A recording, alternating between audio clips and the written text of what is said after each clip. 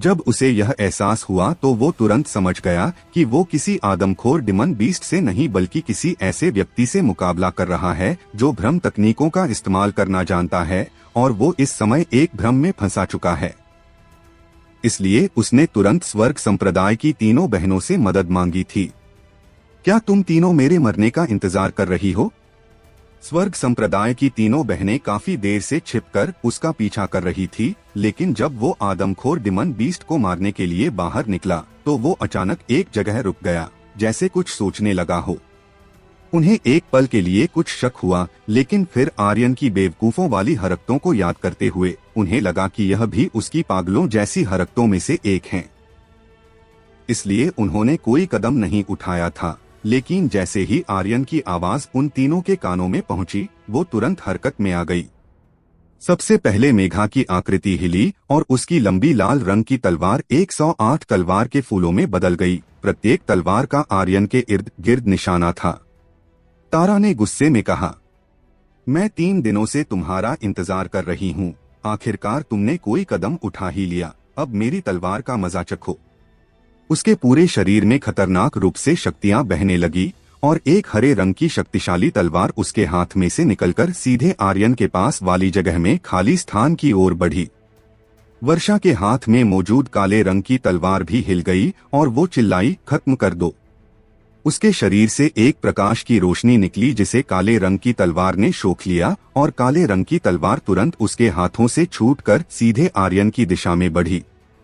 Boom boom boom.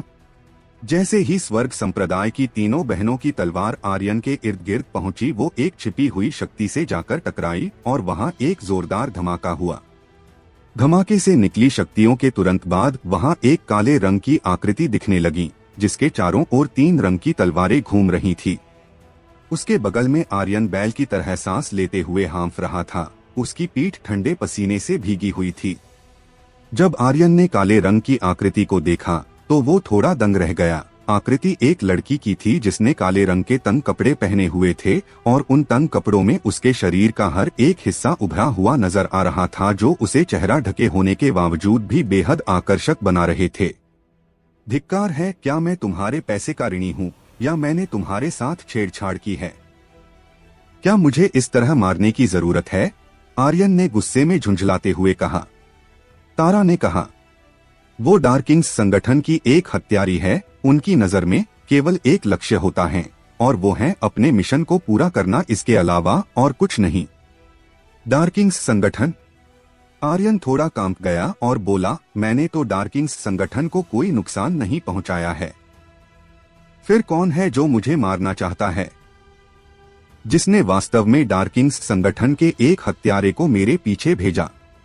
किस्मत से उसकी रक्षा करने के स्वर्ग संप्रदाय की तीनों बहनें मौजूद थीं। नहीं तो आज भ्रम में फंसे ही उसकी मौत हो जाती। हालांकि वैसे स्वर्ग संप्रदाय की तीनों बहनों की ताकत सिर्फ दिखाने के लिए नहीं थी। वो बहुत क्रूर थी। भले ही डार्किंग्स संगठन की वो हत्यारी कितना ही ताकतवर क्यों ना थी, लेकिन वो उन तीनों से एक साथ मुकाबला नहीं कर सकती थी। मेघा ने लापरवाही से कहा, यह तुम्हारे सिंह परिवार के महान ग्रेट एल्डर सर्वजीत सिंह का काम है। आर्यन की आंखें सिकुड़ गई। उसने अपनी मुट्ठी कसकर पकड़ ली और सोचा, सर्वजीत सिंह, क्या तुम मुझसे निपटने के लिए ही डार्क टोकन खरीदना चाहते थे? कुत्ते, तू सिर्फ मुझे मारने के लिए परिवार का खजाना बर्बाद करना चाहता था। आर्यन का दिल गुस्से में भर चुका था। सर्वजीत सिंह, क्या तू मुझसे इतनी नफरत करता है? जो तूने मुझे मारने के लिए सिंह परिवार के योद्धाओं के अलावा डार्किंग्स संगठन के हत्यारे भी काम पर रख लिए। कमीने, तुझे इसका हिसाब तो देना होगा। जो तुमसे मैं खुद लूंगा। मेघा ने पूछा, अब इसका क्या करना है? आर्यन ने नकाबपोश लड़की हत्यारे को रुचि के साथ देखा और कहा, मैं तुम्हें जीने का मौका दूंगा। सर्वजीत सिंह को मारने में मेरी मदद करो। लड़की हत्यारी ने ठंडी सी आवाज में कहा, हम। मेघा ने कहा, एक बार सौदा हो जाने के बाद इसे बदला नहीं जाता। यह डार्किंग्स संगठन का हत्या का नियम है। आर्यन ने कहा, तो तुम्हारे कहने का मतलब है कि मेरा मरना निश्चित है? तारा ने जवाब देते हुए कहा, नियम के हिसाब से तो हाँ, लेकिन हम 3 बहनों की सुरक्षा के साथ तुम्हें चिंता करने की जरूरत नहीं है। वर्षा उसे छेड़ना नहीं भूली और कहा, तारा बहन, हमने यह नहीं कहा कि हम उसकी हमेशा रक्षा करेंगे।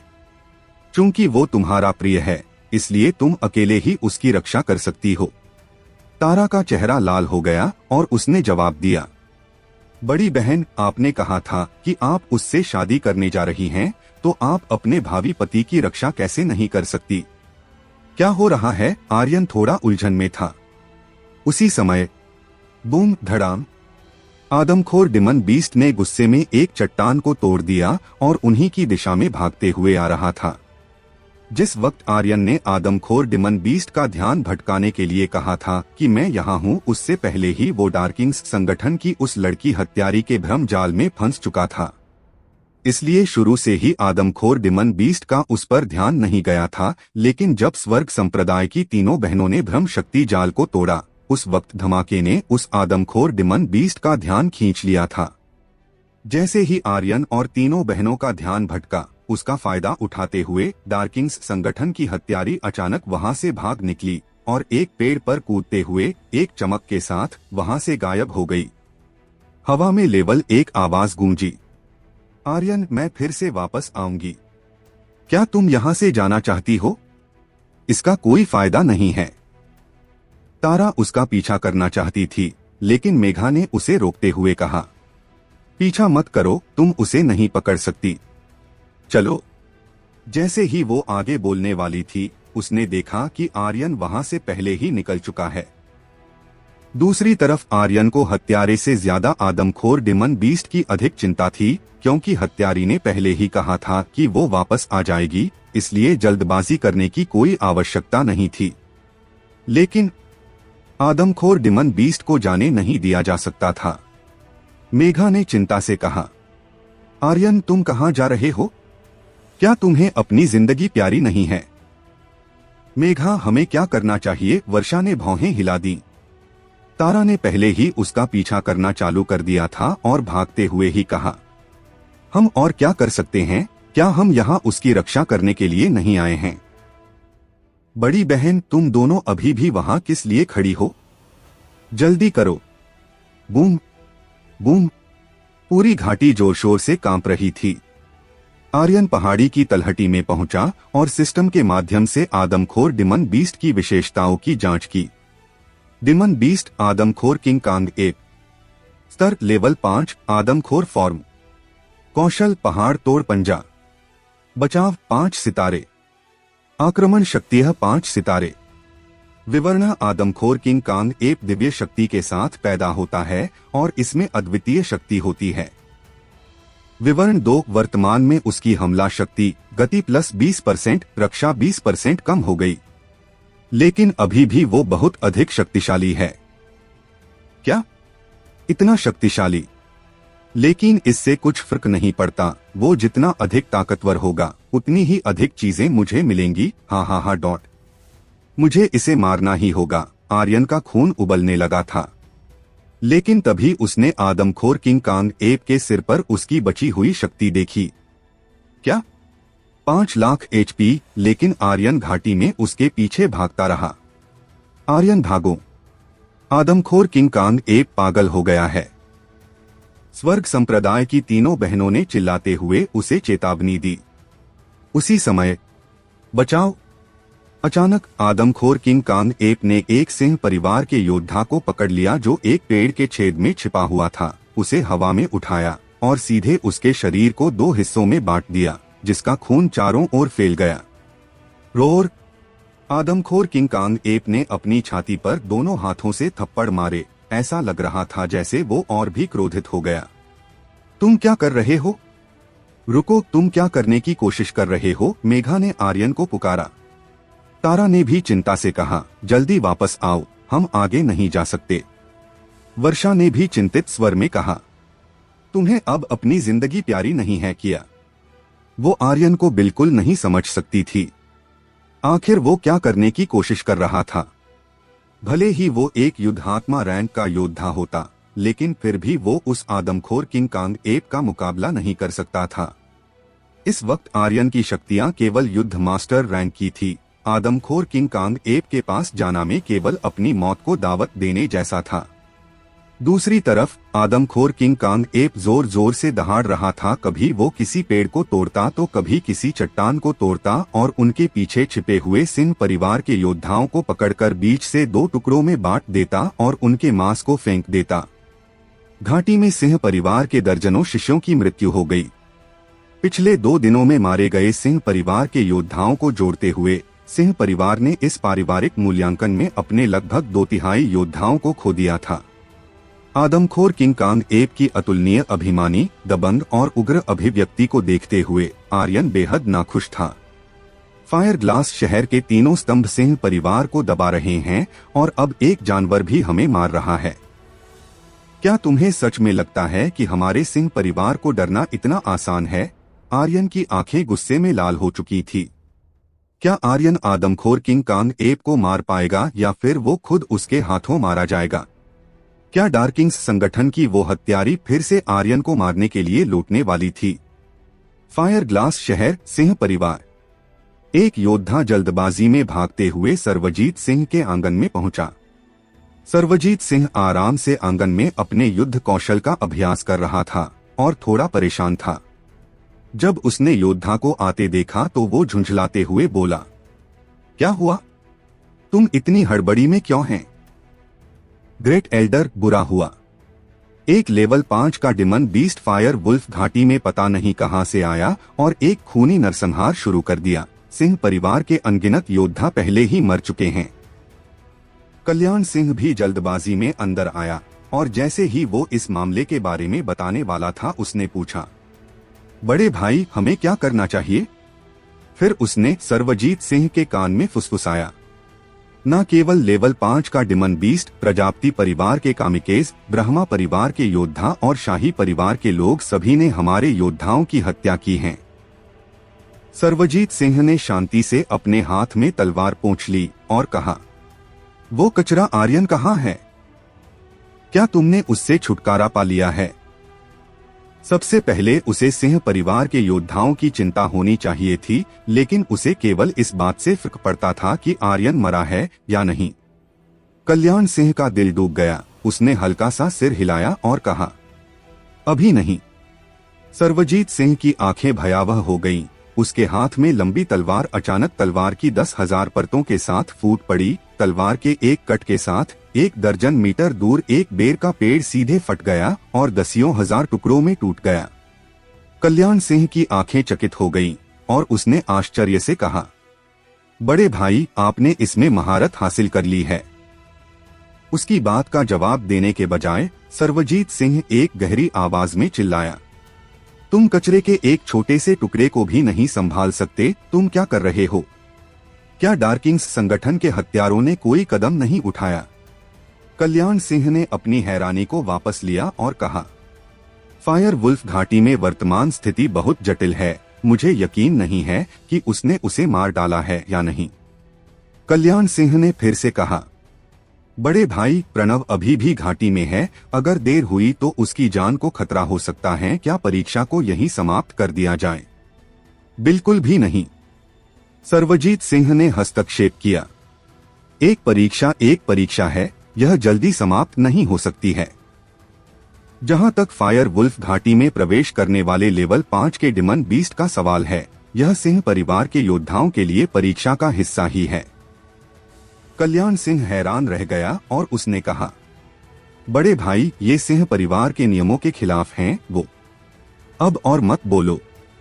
सर्वजीत सिंह एक गहरी आवाज में चिल्लाया, अगर यह नियमों के खिलाफ हैं तो यही सही, तभी जाकर वो एक शक्तिशाली योद्धा बनेंगे। इसके अलावा अभी आर्यन मरा नहीं है, उसे मरना ही होगा। भले ही हमें परिवार के सभी योद्धाओं के जीवन का त्याग करना पड़े, हमें उसे फायर वुल्फ घाटी में ही दफनाना होगा। जहां तक प्रणव की बात है, उसकी रक्षा के लिए उसके बगल में लोग होंगे। सर्वजीत सिंह का लक्ष्य बहुत सरल था। अगर वो चाहता था कि आर्यन फायर वुल्फ घाटी में ही मर जाए, तो वो स्वर्गलोक में उसके साथ जाने के लिए 100 से अधिक सिंह परिवार के योद्धाओं का उपयोग करने में भी संकोच नहीं करेगा। यहाँ तक कि कल्याण सिंह भी डर गया था। फायर वुल्फ घाटी में सिंह परिवार के 100 से भी अधिक एलिट योद्धा थे। अगर वो सभी मारे जाते हैं तो यह एक ड्रैगन स्पिरिट योद्धा को खोने से भी अधिक गंभीर होगा। कल्याण सिंह का दिल ठंडा पड़ गया था। सर्वजीत सिंह परिवार के कुलपति के पद के लिए पागल हो गया था।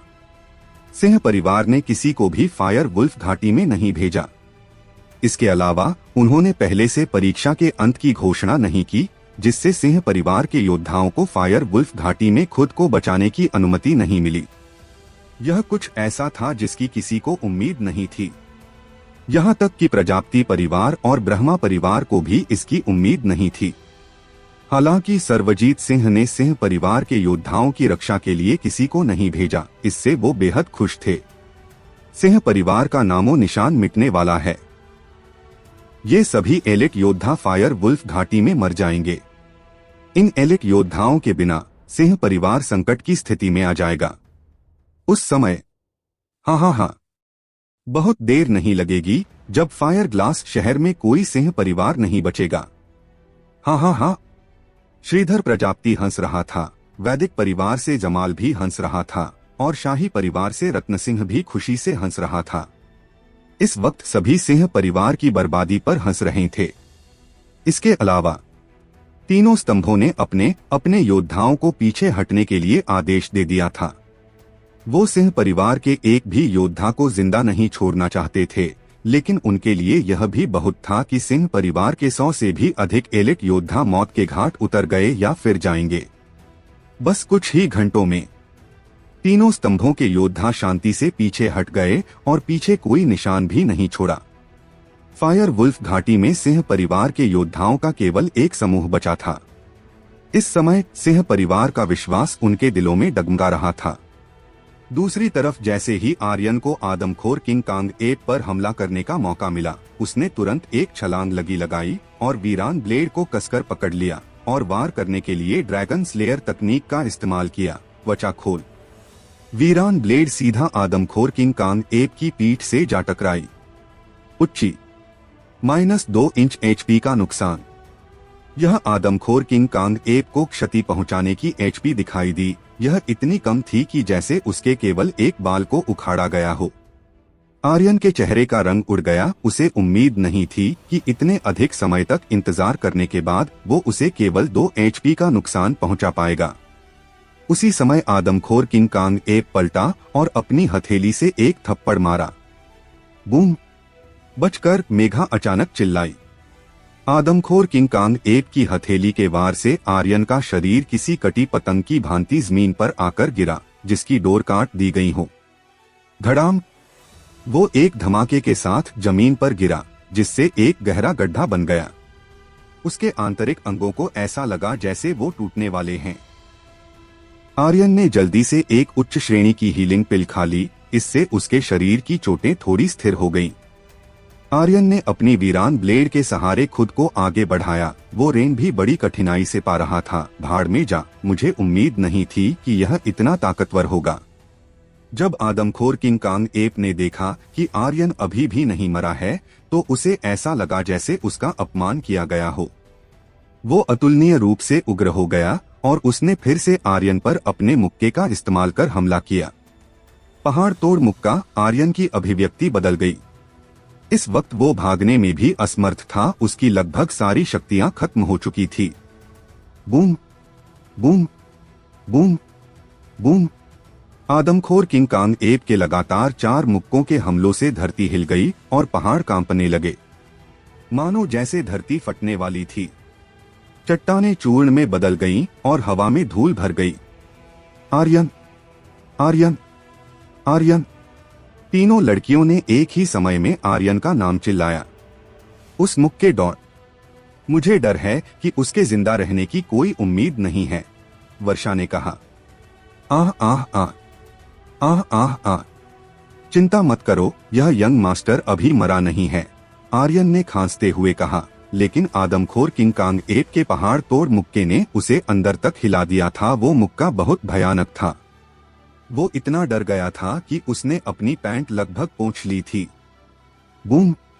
धूल के कारण आर्यन का शरीर दिखना बंद हो गया था, इसलिए आदमखोर किंग कांग एप ने मेघा और अन्य दोनों बहनों पर हमला करना सही समझा और एक भारी कदम के साथ जोर से गर्जना की। उह। उसकी गर्जना की ध्वनि लहरें इतनी तेज थी कि एक पल के लिए आसमान में बादल भी कांपने लगे। यह गर्जना एक हमले की तरह थी। वो इतनी शक्तिशाली थी कि पूरे 10,000 फुट के दायरे में दबाव महसूस किया जा सकता था। यह दबाव इतना अधिक था कि तीनों लड़कियों गतिहीन रूप से अपनी जगह पर जम गई थीं। आदमखोर किंग कांग एप ने एक बार फिर अपनी दोनों हथेलियों से मेघा की ओर भारी प्रहार किया। आर्यन की आंखें भयावह हो गईं। घने बालों वाले सुअर, तेरी इतनी मजाल जो आर्यन की महिला को छूने की हिम्मत की, लगता है तू जीने से थक गया है। आर्यन भले ही उन तीनों बहनों को परेशान करने के लिए कुछ भी कहें, लेकिन वास्तव में उसे उनकी फिक्र थी। अचानक उसका शरीर डूब गया और उसके सभी अंग फैल गए। टर टर। एक बड़े मेढक की अजीब चिल्लाहट के बाद उसने अपने पूरे शरीर में ट्रयू एनर्जी सक्रिय कर दी। उसने लगभग 1800 ट्रयू एनर्जी पॉइंट्स का इस्तेमाल कर कोडिंग स्किल को पूरी ताकत के साथ उपयोग किया। इसके बाद उसका शरीर अपनी पूरी ताकत के साथ किसी मेढक की तरह उछला और सीधा आदमखोर किंग कांग एप की सीने की ओर बढ़ा। धड़ाम रही थी। अभी मैंने कहा भाग जाओ, आर्यन ने कहा। तारा अपने कपड़ों के कोने को एक उंगली से मोड़ने लगी। उसका चेहरा और भी लाल हो गया और कहा, यह वाक्य नहीं बल्कि पिछला वाक्य। पिछला वाक्य, आर्यन ने एक पल के लिए सोचा, फिर कहा, तेरी तो भैंस की आंख। तारा की अभिव्यक्ति तुरंत बदल गई और उसने तुरंत गुस्से में कहा, तुम्हारी भैंस की आंख, तुम्हारी पूरे परिवार की भैंस की आंख। क्या आर्यन आदमखोर किंग कांग एप का मुकाबला कर उसको मार पाएगा या फिर वो खुद उसके हाथों मारा जाएगा? आखिर आर्यन तीनों बहनों को वहां से भगाकर किया करना चाहता था। आदमखोर किंग कांग एप का बचाव बहुत मजबूत था। यहाँ तक कि अगर आर्यन अपने सभी ट्रयू एनर्जी पॉइंट्स का इस्तेमाल करता है तो भी वो केवल उसे 8,000 पॉइंट्स का नुकसान पहुंचा पा रहा था। वो निश्चित रूप से उसका सामना नहीं कर पा रहा था। आर्यन ने तुरंत एक निर्णय लिया और कहा, तुम तीनों को इस आदमखोर किंग कांग एप की हमले की सीमा से बाहर निकलना होगा। हम फिर से इसकी ध्वनि तरंगों से घायल नहीं हो सकते हैं। वर्षा ने भी स्थिति की गंभीरता को महसूस किया और अपनी दोनों छोटी बहनों से कहा, जल्दी से पीछे हटो। तीनों लड़कियां पहले पीछे हटीं, जबकि आर्यन उनके पीछे था और उसने अपने मन में सोचा, क्या मुझे ड्रैगन स्लेयर निकाल लेना चाहिए? ड्रैगन स्लेयर एक सर्वोच्च हथियार था। वो आसानी से आदमखोर किंग कांग एप की रक्षा को तोड़ सकता था, लेकिन एक बार ड्रैगन स्लेयर के बाहर आ जाने से वो भी खतरे में पड़ जाएगा। 1 मिनट। अंत में आर्यन ने कुछ सोचा और अपने इस विचार को त्याग दिया। जब तक उसकी जिंदगी और मौत पर बात नहीं आती, तब तक के लिए वो अपने इस हुक्म के इक्के का इस्तेमाल नहीं करना चाहता था। उच्च श्रेणी का सफेद दांतेदार बाघ तालिस्मानी कागज। जाओ। उसने एक तालिस्मानी कागज फेंका और सीधे आदमखोर किंग कांग एप के चेहरे पर मारा। तालिस्मानी कागज के आग की लपटों में घिरने के तुरंत बाद एक सफेद दांतेदार बाघ बाहर निकला और नुकीले पंजों से आदमखोर किंग कांग एप के मुंह पर एक हमला किया। लेकिन उसके हमले से भी केवल कुछ हजारों पॉइंट्स का नुकसान हुआ। हालांकि यह केवल एक तालिस्मानी कागज था, ना कि लेवल 5 का कोई डिमन बीस्ट। अगले ही पल आदमखोर किंग कांग एप ने उसे सीधे बीच से फाड़ दिया। इसके बाद वो आर्यन और तीनों बहनों के करीब बढ़ने लगा।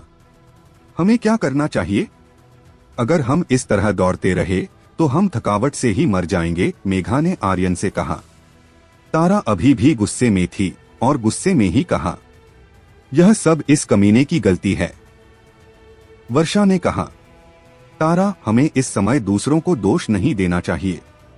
तभी अचानक स्नो वाइट ने युद्ध सिस्टम से कहा, मास्टर, इसे घाटी में गहराई तक ले जाओ। आर्यन चुपके से चौंक गया। स्नो वाइट, क्या तुम्हारे पास कोई रास्ता है? हाँ, उसने बस इतना सा जवाब दिया। ठीक है। फिर आर्यन ने जोर से कहा, तुम तीनों घाटी से बाहर भाग जाओ, मैं दूसरी तरफ जाऊंगा और तुम तीनों सुरक्षित रहोगी। मैं इससे छुटकारा पाने का कोई तरीका ढूंढ लूंगा। लेकिन याद रखना, मेरे पीछे मत आना। तीनों बहनों के कुछ कहने से पहले ही वो पलटकर सीधा आदमखोर किंग कांग एप की ओर भागा और हीरकुंडी गोली को निगल लिया। फिर उसने जोर से कहा, ओए बंदर, इधर देख, मैं यहाँ हूँ। अगर दम है तो मुझे मार कर दिखा। इसी के साथ उसने एक उच्च श्रेणी के तालिस्मानी कागज को फेंका। बूम! आदमखोर किंग कांग एप और भी अधिक क्रोधित हो गया। उसने एक गर्जना की जो आकाश की ओर बढ़ गई और अपनी हथेली से आर्यन की ओर जोरदार तरीके से एक थप्पड़ मारा। उसकी हथेली आर्यन से केवल कुछ मीटर पीछे पेड़ों और चट्टानों को तोड़ते हुए जमीन से टकराई और वहां 1000 फुट गहरा गड्ढा हो गया। पेड़ टूटकर हवा में उड़ने लगे और खंजरों की तरह सभी दिशाओं में जाने लगे। उच्ची! आर्यन की पीठ पर लकड़ी का एक टुकड़ा लगा जिससे खून रिसने लगा था, लेकिन आर्यन ने इस पर ध्यान नहीं दिया और हैरानी में उसकी ओर देख रही तीनों बहनों से चिल्लाते हुए कहा, भागो, तुम किस बात का इंतजार कर रही हो, भागो। इतना कह वो खुद घाटी में अंदर गहराई की ओर भागा। आदमखोर किंग कांग एप अतुलनीय रूप से गुस्से में था। वो गुर्राते और दहाड़ते हुए आर्यन के पीछे भागा और अपने हाथों और पैरों की मदद से जमीन को धक्का देते हुए वो सीधे हवा में उड़ने लगा, मानो फायर वुल्फ घाटी में कोई जंगी जहाज उड़ रहा हो जिसने आसमान और पूरे बादलों को ढक लिया हो। आर्यन ने एक नजर देखने के लिए अपना सिर घुमाया। भाड़ में जाओ, और उसने भागने की अपनी गति बढ़ा दी। बूम! जब आदमखोर किंग कांग एप आर्यन के सिर के ऊपर कूदा तो हर जगह धूल उड़ गई और आसपास एक बड़ा गड्ढा बन गया, जैसे अंतरिक्ष से कोई चट्टान गिरी हो। लेकिन आर्यन ने अपनी गति पहले ही बढ़ा दी थी, इसलिए वो आदमखोर किंग कांग एप के पैरों तले कुचलने से बच गया। फिर उसने एक चट्टान की ओर झुकते हुए जोर से कहा, धिक्कार है, यह बंदर बहुत शक्तिशाली है। आदमखोर किंग कांग एप पूरे समय एक उग्र अवस्था में रहा था, इसलिए उसकी सभी विशेषताएं बढ़ गई थीं। एक गहरी सांस लेने के बाद आर्यन चट्टान के पीछे से बाहर निकला और जोर से चिल्लाया, ओए बंदर, इधर देख, मैं यहाँ हूँ। मैं अभी भी जिंदा हूँ। अगर दम है तो मुझे मार कर दिखा। हुआ खा हूँ। आदमखोर किंग कांग एप एक बार फिर उग्रता से आगे बढ़ा। मेघा, हमें क्या करना चाहिए? क्या हम उसे ऐसे ही छोड़ देंगे? वर्षा ने चिंता से पूछा। क्योंकि आर्यन की रक्षा करने का जिम्मा मेघा ने लिया था, इसलिए वर्षा बिना उससे पूछे कोई कदम नहीं उठाना चाहती थी। इसके अलावा आदमखोर किंग कांग एप बहुत शक्तिशाली था, यहाँ तक कि वो तीनों मिलकर भी उसका सामना नहीं कर पाई थी। तारा भी चिंतित थी। बड़ी बहन, क्या हम यहाँ उसकी रक्षा करने के लिए नहीं आए हैं? वो आदमखोर किंग कांग एप का मुकाबला नहीं कर पाएगा। चलो जल्दी करो, हमें उसकी मदद चाहिए। मेघा ने गुस्सा होकर तारा को रोका और शांति से कहा, ऐसा करने के लिए उसके पास अपने कोई कारण होंगे। चलो, हमें यहाँ से निकलना होगा। बड़ी बहन, मेघा। दोनों लड़कियों ने हैरान होकर मेघा की ओर देखा। मेघा ने गुस्से में कहा, क्या मैं उसे बचाना नहीं चाहती? क्या केवल तुम दोनों ही ऐसा चाहती हो? मुझे लगता है तुम दोनों ने उस आदमखोर किंग कांग एप की शक्तियों को नहीं देखा। क्या तुम्हें लगता है कि हम तीनों भविष्य में भी कभी उसका मुकाबला कर पाएंगे? आर्यन ने हमारी रक्षा के लिए खुद को बलिदान करने का फैसला किया। क्या तुम यह नहीं देख सकती? बड़ी बहन, क्या आप भी यह नहीं देख सकती? अगर हम फिर से जाते हैं तो हम केवल उसका ध्यान भटकाएंगे और उसे परेशान करेंगे। इससे शायद उसके साथ हम तीनों की लाशें भी वहां मिलेंगी। जब आर्यन ने अपना निर्णय लिया तो मेघा को पता था कि वो क्या करने जा रहा है और उसका दिल दुख रहा था। भले ही कोई भी लड़का उससे कितना ही प्यार करता, लेकिन वो आर्यन की तरह अपनी जान देकर उसकी रक्षा करने के लिए कभी तैयार नहीं होता। इसके अलावा उसने एक बार पहले भी उसकी गुफा में रक्षा की थी और इस बार भी ऐसा ही था। ऊपरी तौर पर भले ही मेघा कठोर लगती थी, लेकिन हकीकत में वो बहुत भावुक थी और लंबे समय से आर्यन से प्रभावित थी। यदि कोई व्यक्ति आपके लिए एक बार अपने जीवन का बलिदान करने को तैयार था, तो इस तरह का व्यक्ति अपना पूरा जीवन आपको सौंपने में सक्षम होगा। आपके लिए 2 बार मरने में सक्षम होना, यह जरूर आपके पिछले जीवन में किए गए पुण्य को फल होगा। तारा ने कांपती हुई आवाज में कहा। बड़ी बहन, क्या वो मर जाएगा? मेघा ने कोई जवाब नहीं दिया। उसने अपनी दोनों बहनों को खींचा और कहा, जल्दी करो, हमें यहाँ से निकलना होगा। सिंह परिवार के सभी योद्धा घाटी से बाहर की ओर भाग रहे थे। दूसरी तरफ आर्यन ने पूरी तरह से आदमखोर किंग कांग एप का ध्यान अपनी ओर खींच लिया था और सीधे घाटी में गहराई की ओर भाग रहा था। बीच बीच में वो एक तालिस्मानी कागज से उस पर हमला कर रहा था। एक बार समय समाप्त होने के बाद उसने एक बार फिर एक और हीरकुंडी गोली को निगल लिया और अब उसकी ट्रयू एनर्जी पॉइंट्स की संख्या 1000 तक पहुंच चुकी थी। आर्यन गुप्त रूप से खुश था। किस्मत से उसने पहले ही बड़ी संख्या में हीरकुंडी गोली बना ली थी, वरना उसके पास इस्तेमाल करने के लिए पर्याप्त ट्रयू एनर्जी पॉइंट्स नहीं होते। स्नो व्हाइट, तुम क्या करना चाहते हो? आर्यन ने पूछा। स्नो व्हाइट ने जवाब दिया, बस आप उसे गहराई में लेकर चलो। आर्यन को नहीं पता था कि स्नो व्हाइट क्या करना चाहता था, लेकिन चूंकि स्नो व्हाइट ने खुद से यह बात की थी, इसलिए उसके पास निश्चित रूप से कोई रास्ता होगा। इसके अलावा अगर वो आदमखोर किंग कांग एप को घाटी की गहराई में ले जाता है जहां आसपास कोई नहीं होगा, तो वो ड्रैगन स्लेयर हथियार को बाहर निकालकर उसे बेरहमी से तबाह और बर्बाद कर देगा। धड़ाम धड़ाम धड़ाम, पूरी फायर वुल्फ घाटी हिल रही थी और झटके सिंह परिवार के इलाके से बाहर तक भी महसूस किए जा सकते थे। यह आर्यन है जिसके पीछे लेवल 5 का डिमन बीस्ट गया है। इस बार वो कचरा निश्चित रूप से मर जाएगा। वैसे फायर वुल्फ घाटी में लेवल 5 का डिमन बीस्ट आया कहां से है? इतनी बड़ी घटना हुई, लेकिन सिंह परिवार के ग्रेट एल्डर ने किसी को अंदर क्यों नहीं भेजा? इसके अलावा हमें भी बाहर निकलने की अनुमति नहीं दी। क्या वो चाहता है कि हम यहीं मर जाएं? सिंह परिवार के बचे सभी एलिट योद्धा फायर वुल्फ घाटी से बाहर की ओर भागते हुए आपस में चर्चा कर रहे थे और उनमें से कुछ तो बहुत क्रोधित हो गए। उच्च श्रेणी की हील पिल के कारण विराट के शरीर के घाव लगभग ठीक हो गए थे और उसने गंभीरता से कहा, अगर यंग मास्टर नहीं होते तो हम सभी यहाँ कब का मर चुके होते। फिर उसने आगे कहा, हम उसे तुच्छ समझते थे और उसे कचरा कहते थे। आज से अगर कोई उसे मेरे सामने कचरा कहने की हिम्मत करता है तो मैं विराट उससे मौत तक लड़ूंगा। सब चुप हो गए। जैसे ही विराट ने यह कहा था कि अगर आर्यन आदमखोर किंग कांग एप को घाटी में अपनी ओर आकर्षित नहीं किया होता तो वो सभी घाटी में मर जाते। इससे प्रणव थोड़ा नाखुश था, इसलिए उसने कहा, विराट, आर्यन ने तुम्हें क्या लालच दिया है कि तुम उसको कचरा कहने वाले योद्धा से मृत्यु तक लड़ने के लिए तैयार हो? वैसे क्या इतना मूर्ख होना कि लेवल 5 के डिमन बीस्ट को उकसाया जा सके, क्या यह किसी कचरे का काम नहीं है? बूम! अचानक प्रणव के पेट पर एक जोरदार लात आकर लगी और विराट के शरीर से एक चमक बाहर निकली। फिर उसका भाला सीधे प्रणव की ओर बढ़ गया और उसने गंभीरता से कहा, क्योंकि वो हमारा उद्धार करता है, क्योंकि वो सिंह परिवार का यंग मास्टर हैं। प्रणव, तुम्हें क्या लगता है कि तुम कौन हो? विराट का लंबा भाला प्रणव को लगभग छेदने वाला था। वो इतना डर गया कि उसका पूरा शरीर कांप गया और जमीन पर गिर गया। इसके तुरंत बाद उसने ताहिर और अजीज को आदेश दिया, उसे मार डालो, उसे मार डालो। ताहिर और अजीज वहीं दोनों योद्धा थे जिन्हें प्रणव ने आर्यन को खोजने और परीक्षा में पहले स्थान प्राप्त करने के लिए कहा था। वो दोनों लेवल 4 युद्धात्मा रैंक के योद्धा थे। मत लड़ो, मत लड़ो, सिंह परिवार के वहां मौजूद बाकी सभी योद्धाओं ने कहा। इसके अलावा प्रणव के आदेश देने के बावजूद ताहिर और अजीज दोनों में से कोई भी विराट को मारने के लिए आगे नहीं बढ़ा। जाहिर था कि उन दोनों के दिलों में भी आर्यन के प्रति भावना बदल गई थी।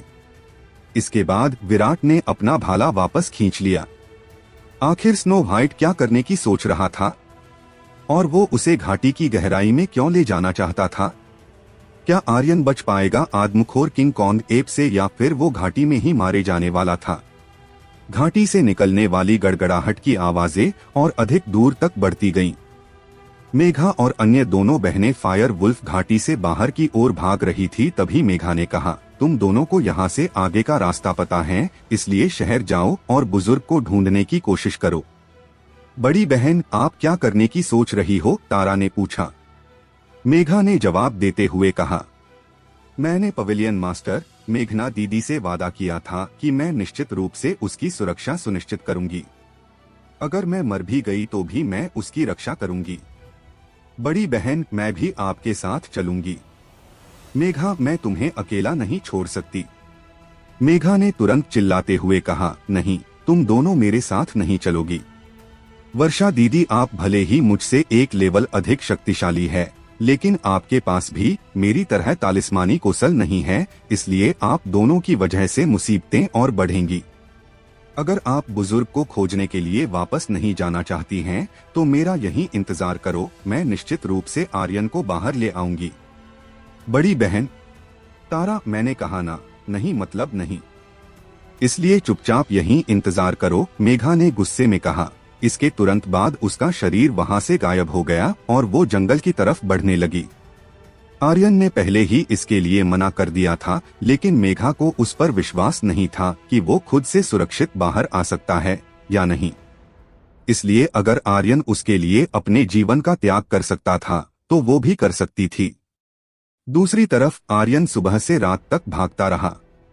वो सीधे फायर वुल्फ घाटी से बाहर निकला और फायर ग्लास पर्वत श्रृंखला में प्रवेश कर गया। रात के समय आर्यन अभी भी भाग रहा था और उसकी सांसें फूली हुई थी। उसने हीरकुंडी गोली की जांच की, जो कुछ ही बची थी। फिर उसने कहा, स्नो व्हाइट, क्या इतनी गहराई में आना काफी नहीं है? स्नो व्हाइट ने आखिरकार कहा, इतना ही काफी है। आर्यन ने आखिरकार एक गहरी सांस ली और रुक गया।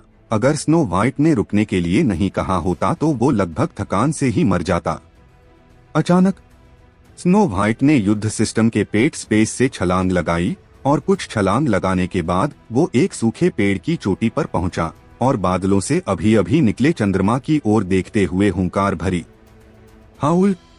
स्नो व्हाइट की आवाज हजारों किलोमीटर के दायरे में फैल गई। इसके बाद जंगल बेचैन होने लगा और दूर से वुल्फों की गड़गड़ाहट होने लगी। फायर वुल्फ घाटी से भागने वाले फायर वुल्फ वापस आने लगे, जैसे कि वो पागल हो गए हों। हाउल! हाउल! हाउल! थोड़ी ही देर में वहां हजारों की तादाद में फायर वुल्फ हुंकारे भरते हुए पहुंच गए। उन्होंने सूखे पेड़ को घेर लिया और चुपचाप स्नो व्हाइट की ओर देखा। उनकी आंखें सम्मान से भरी हुई थीं, जैसे कि वो अपने भगवान को देख रहे हों। उन्होंने स्नो व्हाइट के अलावा आर्यन यहाँ तक कि एक दूसरे को भी नहीं देखा। आर्यन की आंखें हैरानी से चौड़ी हो गईं, क्योंकि उसे स्नो व्हाइट की डिवाइन बीस्ट विशेषताओं के बारे में याद आ गया था। इसमें वुल्फ किंग की अद्वितीय शक्ति है और वो इसका इस्तेमाल वुल्फों को बुलाने के लिए कर सकता है। उसने अपने मन में सोचा। स्नो व्हाइट को देखते हुए वो उत्साहित हो गया था। अचानक स्नो व्हाइट ने आदमखोर किंग कॉन्ग एप को उनकी ओर आते देखा। तभी उसने गले से एक बर्बर गर्जना निकाली, जैसे उसने कहा हो कि तुम्हारी इतनी हिम्मत जो मेरे यंग मास्टर को धमकाया। फिर उसने सभी वुल्फों की ओर देखा और एक बार फिर गर्जना की, जाओ उसे काट काट कर टुकड़ों में बदल दो। उसका स्वभाव अतुलनीय रूप से दबंगई था, जैसे एक राजा अपनी प्रजा को हुक्म दे रहा हो। इसके तुरंत बाद हजारों वुल्फ एक साथ गर्जना करने लगे और हड़बड़ी में बाढ़ की तरह आदमखोर किंग कॉन्ग एप की ओर भागने लगे। हाउल! स्नो व्हाइट ने पेड़ से छलांग लगाई और आर्यन के पैरों के पास आकर रुका और कहा, मास्टर, मेरी वर्तमान शक्ति के साथ मैं केवल 1000 वुल्फों को बुला सकता हूँ। आर्यन ने आदमखोर किंग कॉन्ग एप को काटने वाले हजारों वुल्फों को देखा। वो दृश्य बहुत चौंकाने वाला था और उसने कहा, इतना काफी है। भले ही मैं उसे मार ना सकूं, फिर भी मैं उसकी आधी शक्तियों को खत्म कर सकता हूं। आखिरकार उसने राहत की सांस ली, क्योंकि 1000 से अधिक वुल्फों की मदद से आदमखोर किंग कॉन्ग एप से निपटना बहुत आसान होगा। इसके बाद आर्यन ने पूछा, स्नो व्हाइट, क्या तुम मुझे सूंघ कर बता सकते हो कि आसपास कोई इंसान है या नहीं? स्नो व्हाइट की भौहें हिल गईं और एक पल के लिए रुकने के बाद उसने कहा, नहीं। ठीक है, यह अच्छी बात है कि यहाँ कोई नहीं है। आर्यन ने स्पेस रिंग में ड्रैगन स्लेयर को देखा और अपने दिल में कहा, अब तुम्हारी शक्तियों को देखने का समय है। बूम! बूम!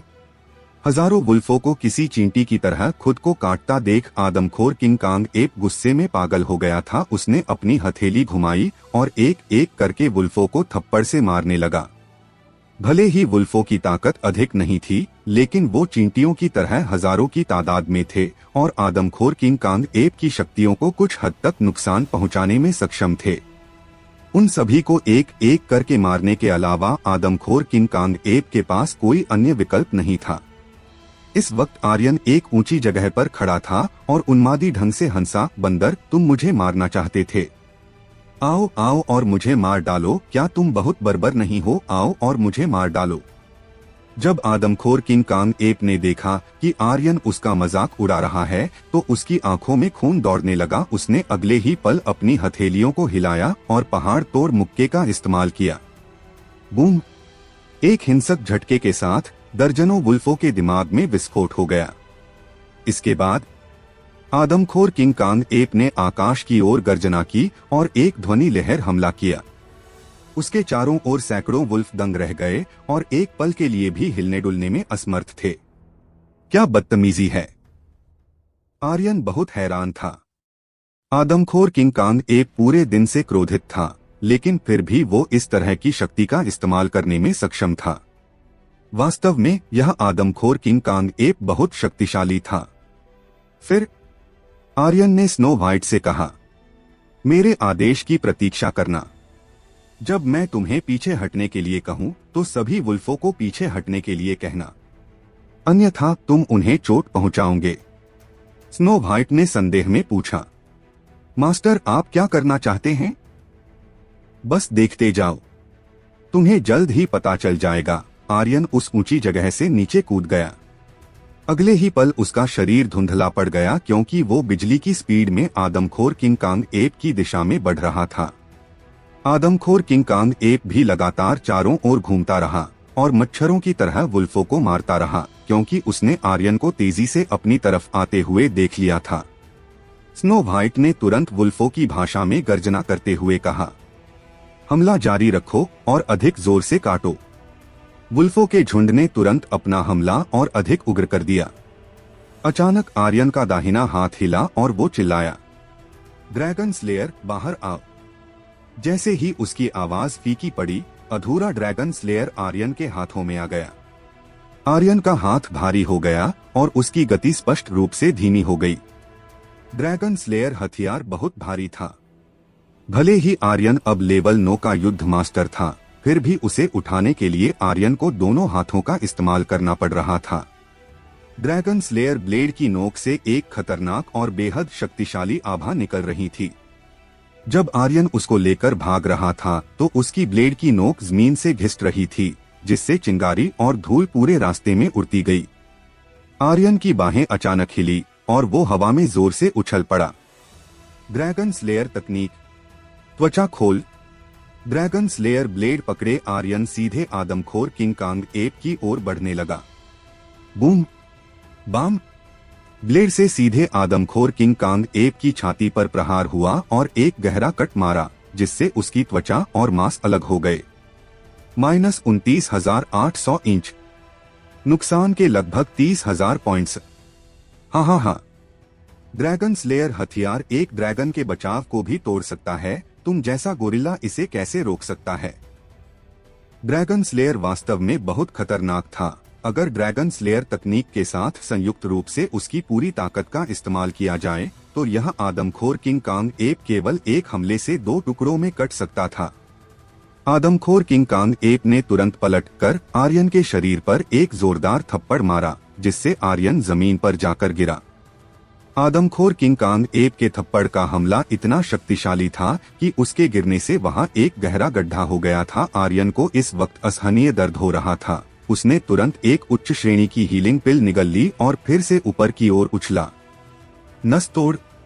आर्यन ने आदमखोर किंग कांग एप के उसी घाव पर फिर से हमला किया और एक गहरा कट मारा। स्विस! -48,000। इसके तुरंत बाद उसने एक बार फिर से हमला किया। हड्डी तोड़, रक्त बर्बाद, आत्मा नष्ट, आत्मा डर और जिंदगी खात्मा।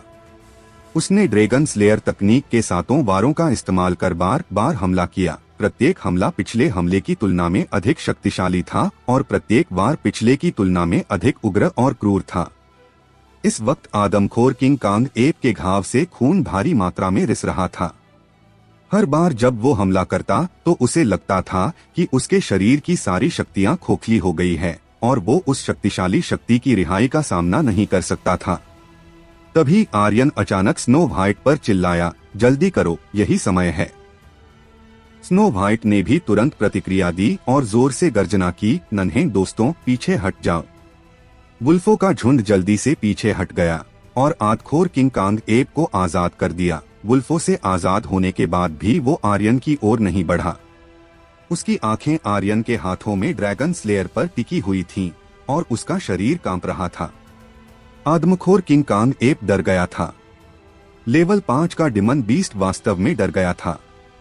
अचानक आदमखोर किंग कांग एप मुड़ गया और भाग गया। हालांकि उसी समय आर्यन मुस्कुराया और बुरी तरह से हंसा, तुम भागना चाहते हो? मैं देखना चाहता हूं कि तुम कहां तक भाग सकते हो। नस तोड़। स्विस्ट।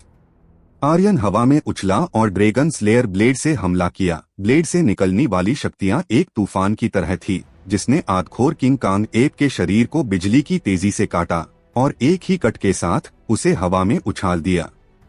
जो शरीर एक छोटे से पहाड़ की बराबर था, उसे वास्तव में हवा में उछाल दिया गया था। इस दृश्य की कल्पना करना भी मुश्किल था।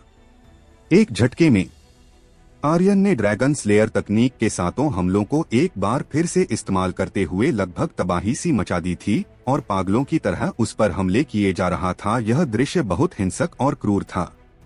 L-130 के साथ ड्रैगन स्लेयर तकनीक का हमला खत्म हुआ। ड्रैगन स्लेयर ब्लेड के साथ ड्रैगन स्लेयर तकनीक के सातों वारों का इस्तेमाल करने से हमले की शक्ति अद्वितीय हो गई थी। ऊपर से आर्यन ने 130 वार किए थे, जो इतने क्रूर थे कि जिनसे आदमखोर किंग कांग एप के आंतरिक अंग तक बाहर निकल आए थे। धड़ाम। आदमखोर किंग कांग एप जमीन पर नीचे गिरा। उसकी सांसें थम चुकी थी और उसके शरीर पर लगे घावों से खून रिस रहा था। अगले ही पल आर्यन के दिमाग में सिस्टम की आवाज गूंजी, आर्यन, तुम्हें आदमखोर किंग कांग एप को मारने पर 3 लाख ही XP points, 15,000 true energy points, 1 striking मूल्य और 200 विशेष पुरस्कार पॉइंट्स मिले हैं। इसके अलावा एक लेवल 5 विंड डिमन कोर और आदमखोर King Kong ape blood essence प्राप्त हुआ है। इसके अलावा आदमखोर किंग कांग एप का हमला पहाड़ तोड़ मुक्का तकनीक किंग कांग शील्ड मारने के लिए दाहिने हाथ की जादुई शक्ति प्राप्त हुई है। एक पल रुकने के बाद एक बार फिर सिस्टम की आवाज गूंजी, आर्यन, तुम्हारी शक्तियों का स्तर युद्ध मास्टर रैंक से सीधे युद्ध आत्मा रैंक में पहुंच गया है, इसलिए तुम्हें एक विशेष उपहार पुरस्कार के तौर पर मिला है। सिस्टम की आवाजें आर्यन के दिमाग में इतनी बार गूंजी कि वो इन्हें सुन ही नहीं सका। वो मौके पर खड़ा हो गया और फिर मूर्खता से हंसा, हे, यह बहुत अच्छा है, यह बहुत अच्छा है, यह बहुत अच्छा है। सिस्टम से मिले इनामों को देखकर वो खुशी से लगभग पागल होने वाला था। कुछ पल रुकने के बाद वो आखिरकार शांत हुआ और फिर तुरंत उन चीजों की जांच करने लगा जो उसे सिस्टम द्वारा मिली थी। Wind demon core. इंतजार करो, मैं तुम्हें बाद में देखूंगा। कोई जल्दबाजी नहीं है, आर्यन बड़बड़ाया। और फिर उसने पहाड़ तोड़ मुक्का तकनीक को देखा। अच्छा, तो इसके हमले से पहाड़ों को भी 2 टुकड़ों में बांटा जा सकता है। सच में इसकी शक्तियां तो बहुत खतरनाक है, उसने खुद से ही कहा। फिर इसके बाद उसने सिस्टम के पारदर्शी पर्दे पर उसकी विशेषताओं को देखा। तकनीक पहाड़ तोड़ मुक्का। स्तर हेवन स्टेज लेवल 5। वाइंड्स उपभोग 100 ट्रयू एनर्जी पॉइंट्स। वर्णन पहाड़ों को तोड़ना और चट्टानों को तोड़ना, युद्ध आत्मा रैंक के नीचे योद्धाओं की तत्काल हत्या। इसके अलावा आदमखोर किंग कांग एप की शक्ति को सक्रिय करने का 10% मौका है। अद्भुत। आर्यन ने उत्साह में चिल्लाया। विशेष रूप से आदमखोर किंग कांग एप की शक्ति को सक्रिय करने के 10% मौके से वो बहुत उत्साहित था। उस दृश्य के बारे में सोचते हुए उसे डर की एक लहर महसूस भी हुई। शांत होने के बाद उसने अगली चीज को देखा, जो किंग कांग शील्ड थी। वस्तुतः किंग कांग शील्ड। स्तर हेवन रैंक 1। वर्णना बैटल स्पिरिट मार्शल आर्टिस्ट के हमले को 80% और बैटल मोनार्क मार्शल आर्टिस्ट के हमले को 20% तक रोकने में सक्षम। वज्र की रहस्यमय क्षमता को सक्रिय करने का 10% मौका है, जो बैटल मोनार्क मार्शल आर्टिस्ट के 100% हमले को रोक सकता है। जबरदस्त। अभी मेरे पास बचाव की कमी है। इस कवच के साथ सर्वजीत सिंह, देखते हैं कि तुम मेरा क्या कर सकते हो, आर्यन ने सोचा। और फिर उसने अपने शरीर पर वज्र शील्ड को पहन लिया। यह उसकी छाती पर टिमटिमा रही थी, हालांकि केवल वो ही इसे महसूस कर सकता था। यह भी उसकी खासियतों में से एक थी कि उसे पहनने वाले योद्धा के अलावा कोई देख और महसूस नहीं कर सकता था। इसके बाद उसका ध्यान अगली चीज पर गया, जो मारने के लिए दाहिने हाथ की जादुई शक्ति थी। यह क्या चीज है, उसने अपने मन में सोचा। जैसे ही उसने यह सोचा, खून की एक बूंद सीधे उसके दाहिने हाथ में चली गई। इसके तुरंत बाद आर्यन का दाहिना हाथ हिंसक रूप से कांपने लगा और उसके दिमाग में आदमखोर किंग कांग एप की गर्जना लगातार सुनाई दी। जैसे कि आदमखोर किंग कांग एप को उसके दाहिने हाथ में बंद कर दिया गया है। यह शक्तियों की एक लहर की तरह थी जो उसके शरीर के अंदर कहीं से उत्पन्न हो रही थी, और यह लहरें एक एक करके उठ रही थी, फिर उसकी पूरी दाहिनी भुजा को भर रही थी, उसकी 5 उंगलियों से लेकर उसकी भुजा तक, उसकी रक्त वाहिकाओं से लेकर उसकी नसों तक, और यहाँ तक कि हर छिद्र को भी मजबूत किया जा रहा था। लगभग 10 मिनट बाद यह प्रक्रिया खत्म हुई और आर्यन ने एक राहत की सांस ली। एक बार फिर उसने इसकी जांच की, लेकिन अब ऐसी कोई चीज मौजूद नहीं थी। हालांकि एक चीज में बदलाव आया था, और वो थी उसकी पहाड़ तोड़ मुक्का तकनीक। अब वो हमला करने के लिए उसका 3 मिनट तक इस्तेमाल कर सकता था, और एक ही हमले में युद्धराज रैंक से नीचे किसी भी योद्धा को जान से मार सकता था, और एक युद्धराज को गंभीर रूप से घायल कर सकता था। क्या? बहुत उग्र, बहुत भयानक। हाँ हाँ हाँ सर्वजीत, तुम्हारे अच्छे दिन खत्म हो गए हैं। हाँ हाँ हाँ, आर्यन खुशी में जोर जोर से हंसने लगा। सर्वजीत सिंह एक युद्धराज था, उसकी शक्तियाँ बेहद खतरनाक थी। कुछ दिनों पहले तक आर्यन उसके पास खड़े होने में भी बेहद असहज महसूस करता था, लेकिन अब उसे सर्वजीत सिंह से डरने की कोई जरूरत नहीं थी। भले ही आर्यन उसे मार ना सके, लेकिन अब वो पहाड़ तोड़ मुक्का तकनीक का इस्तेमाल कर कम से कम उसे गंभीर रूप से घायल तो कर सकता था, और एक बार घायल होने के बाद वो अपने हुक्म के इक्कों का इस्तेमाल कर उसे जान से भी मार सकता था। यह सोच सोच कर ही उसका खून खोलने लगा था। इसके बाद उसने विशेष पुरस्कार को देखा, जो एक डब्बे जैसा था। एक बार खोलने के विचार के साथ ही वो खुल गया, और इसी के साथ उसके दिमाग में सिस्टम की आवाज गूंजी। आर्यन, तुम्हें विशेष पुरस्कार से सोलस्टम तकनीक मिली है, क्या तुम इसे प्राप्त करना चाहते हो? यह क्या है? सोलस्टम तकनीक? अगले ही पल में आर्यन दंग रह गया जब उसने सिस्टम के पारदर्शी पर्दे पर उसकी विशेषताओं को देखा। इस वक्त उसका छोटा सा दिल इसे और बर्दाश्त नहीं कर सकता था। सोलस्टम तकनीक को सक्रिय करने से हमला करने की शक्तियों, रक्षा करने की शक्तियों और जादुई प्रतिरक्षा की शक्तियों को बढ़ाया जा सकता था। एक तरह से यह तकनीक अजय थी।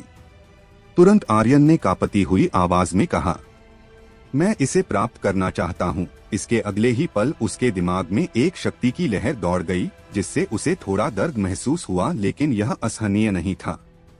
फिर आर्यन ने सिस्टम के पारदर्शी पर्दे पर तकनीक की विशेषताओं की जांच की। तकनीक सोलस्टम तकनीक अद्वितीय। स्तर डिवाइन लेवल। वाइंड्स उपभोग 100 ट्रिलियन एनर्जी पॉइंट्स प्रति सेकंड। केवल 1 मिनट तक इस्तेमाल किया जा सकता है, लेकिन शक्तियां बढ़ने के साथ समय सीमा भी बढ़ाई जा सकती है। विवरण अद्वितीय सक्रियण, अटैक स्पीड, ताकत। योद्धा के सभी शक्तियों को दोगुना कर दिया जाएगा। मेरा दिल। आर्यन इतना चौंक गया था कि उसे लगभग दिल का दौरा पड़ने वाला था, इसलिए वो पीछे एक बड़े पेड़ का सहारा लेकर खड़ा हो गया। उसका दिल इसे और बर्दाश्त नहीं कर पा रहा था। हाँ हाँ हाँ, अद्भुत। कुछ क्षण बाद वो जोर जोर से पागलों की तरह हंसने लगा। सोलस्टम तकनीक का इस्तेमाल करने से उसकी सारी शक्तियां दोगुनी हो जाएगी। यह एहसास बहुत शानदार था। भविष्य में जब वो सोलस्टम तकनीक को पूरी तरह से विकसित कर लेगा, तो वो गॉड्स को देखने पर गॉड्स को मार डालेगा, नरकदूत से मिलने पर नरकदूत को मार डालेगा, और जब वो स्वर्ग में प्रवेश करेगा और पृथ्वी में प्रवेश करेगा तो उसे कौन रोक सकता था। केवल एक सर्वजीत सिंह कुछ भी नहीं था। तीनों स्तंभ और शाही परिवार, बस मेरा इंतजार करो, मैं जल्द तुम्हें एक एक करके बर्बाद और तबाह कर दूंगा। हाँ, आर्यन अतुलनीय रूप से उत्साहित था, क्योंकि सोलस्टम तकनीक बहुत ज्यादा शक्तिशाली थी। बस इतना ही। जब आर्यन ने सोलस्टम तकनीक का ट्रयू एनर्जी पॉइंट्स उपभोग देखा तो वो गुस्से में आ गया। 100 ट्रयू एनर्जी पॉइंट्स प्रति सेकंड, यानी कि मेरी वर्तमान शक्तियों के हिसाब से फुल ट्रयू एनर्जी पॉइंट्स के बाद भी केवल 20 सेकंड तक चल सकती है। यह खपत वास्तव में एक बड़ी समस्या है, लेकिन 20 सेकंड मेरे लिए अपने प्रतिद्वंद्वी को मारने के लिए पर्याप्त है। आर्यन बहुत उत्साहित था, इतना कि उसने किसी व्यक्ति को थोड़ी दूर पर खड़े नहीं देखा। मेघा, वो पूरे रास्ते दौड़ती रही, उसका दिल आर्यन के लिए बेहद चिंतित था, लेकिन जब वो पहुंची तो उसने आर्यन को एक ही कट के साथ आदमखोर किंग कांग एप को हवा में उछालते हुए देखा, और फिर तुरंत ब्लेड के 130 वारों के साथ आदमखोर किंग कांग एप को मार डाला। उस पल में आर्यन को देखकर उसका दिमाग सुन पड़ गया था। वो इतनी हैरान थी कि वो एक शब्द भी नहीं बोल सकी। जब आर्यन को किसी के आसपास होने का एहसास हुआ तो उसने मेघा की ओर देखा। वो थोड़ा चौंक गया, फिर हल्के से मुस्कुराया, अपना सिर खुजलाया और कहा, क्या मैंने तुम्हें जाने के लिए नहीं कहा था? तुम वापस क्यों आई? मेघा ने सदमे में पूछा। तुमने हमें केवल आदमखोर किंग कांग एप को मारने के लिए दूर भेज दिया। आर्यन मूर्खता से हंसा। मुझे भी विश्वास नहीं है, यह तो मेरी अच्छी किस्मत थी। मैं बस तुम 3 बहनों को अपने साथ जोखिम लेने नहीं दे सकता था ना। तुम इसे अच्छी किस्मत कहते हो? ब्लेड के 130 वारों के साथ एक लेवल 5 के आदमखोर किंग कांग एप जैसे डिमन बीस्ट को मार देना, क्या तुम्हें यह एक अच्छी किस्मत लगती है? तुम किससे झूठ बोल रहे हो? मेघा को आर्यन पर बिल्कुल भी विश्वास नहीं था, बिल्कुल किया रत्ती भर भी विश्वास नहीं था। आर्यन को भी एहसास हो चुका था कि वो अब रंगे हाथों पकड़ा गया है, तो इसलिए उसने अपने दोनों हाथ उठाए और कहा, यह मेरे सिंह परिवार की विरासत है। अब इस बारे में छुपाना व्यर्थ था, लेकिन अब उसके पास और भी अधिक हुक्म के इक्के थे। उसके दाहिनी भुजा की दिव्य शक्ति और सबसे महत्वपूर्ण सोलस्टम तकनीक हाथ में, इन 2 हुक्म के इक्कों के साथ ड्रैगन स्लेयर ब्लेड की खबर फैल जाने पर भी उसे किसी बात का डर नहीं था। मेघा का चेहरा ठंडा हो गया और उसने सदमे में कहा, फायर ग्लास राजवंश का एकमात्र सर्वोच्च हथियार? ड्रैगन स्लेयर को ड्रैगन गॉड के रक्तसार के साथ सिंह परिवार के महान पूर्वज द्वारा परिष्कृत किया गया था। आर्यन ने सिर हिलाया। हाँ, तुम तो इसके बारे में बहुत कुछ जानती हो, मेघा ने कहा। फायर ग्लास राजवंश में कौन इस बहुमूल्य ब्लेड के बारे में नहीं जानता है? यहाँ तक कि मेरे स्वर्ग संप्रदाय में भी यह कानों को छेदने वाली गड़गड़ाहट की तरह है। यह एक सर्वोच्च हथियार है। हालांकि मैंने सुना है कि एक दुष्ट डिमन के साथ लंबे युद्ध के दौरान सिंह परिवार के महान पूर्वज ने इसे खो दिया था। तुम्हें यह कैसे मिला? आर्यन ने कहा, यह मुझे किस्मत से फायर ग्लास पर्वत श्रृंखला में मिला था। लेकिन तुम किसी को भी इस बारे में नहीं बताओगी, है ना? यह बताने में कोई बुराई नहीं थी, लेकिन यह उसके लिए अनावश्यक परेशानी को आकर्षित करेगा। पिछले कुछ दिनों में सिंह परिवार के योद्धाओं की हत्या होने से आर्यन समझ चुका था कि अगर ड्रैगन स्लेयर की बात बाहर फैली तो तीनों स्तंभ और शाही परिवार और अधिक सक्रिय हो जाएंगे और कभी सिंह परिवार पर एक साथ मिलकर हमला कर सकते थे, क्योंकि ड्रैगन स्लेयर का खतरा ड्रैगन स्पिरिट योद्धा के खतरे से भी अधिक था। मेघा ने पूरी गंभीरता से कहा, क्या तुम मुझे चुप कराना चाहते हो? आर्यन एक पल के लिए चौंक गया, फिर उसने कहा, तुम इतनी सुंदर हो तो भला मैं तुम्हें मारने की हिम्मत कैसे कर सकता हूँ, लेकिन मुझे अभी भी उम्मीद है कि तुम इसे मेरे लिए गुप्त रख सकती हो। हाँ हाँ हाँ। मेघा जोर से हंसने से खुद को रोक नहीं पाई। जब वो मुस्कुराई तो उसके गालों पर 2 उथले डिंपल दिखाई दिए। वो शायद ही कभी मुस्कुराती थी, लेकिन इस बार उसकी मुस्कान मादक थी। आर्यन स्तब्ध रह गया और उसने कहा, तुम्हारी मुस्कान बहुत सुंदर है। मेघा ने एक बार फिर से ठहाका मारा और कहा, क्या यह मेरी छोटी बहन तारा की मुस्कान जितनी सुंदर है? जरूर, किसी से भी बेहतर, आर्यन ने गंभीर स्वर में कहा। मेघा आमतौर पर गंभीर रहती थी, लेकिन जब वो अचानक मुस्कुराई तो वो बेहद सुंदर लग रही थी। तुम्हारी जुबान बहुत लंबी है। मेघा ने मुस्कुराते हुए कहा, मैं तुम्हारे लिए तुम्हारा राज छिपा सकती हूँ, लेकिन तुम्हें मुझसे 3 चीजों का वादा करना होगा। वो शायद ही कभी दूसरों के सामने एक निर्दोष लड़की की भावनाओं को प्रदर्शित करती थी, लेकिन आर्यन के सामने वो अपनी भावनाओं को नहीं छिपाना चाहती थी और एक सामान्य लड़की बनना चाहती थी। वो नहीं जानती थी कि वो ऐसा क्यों महसूस कर रही थी। आर्यन ने पूछा, कौन से 3 वादे? आखिर मेघा आर्यन से अपने कौन से 3 वादे पूरा करवाना चाहती थी?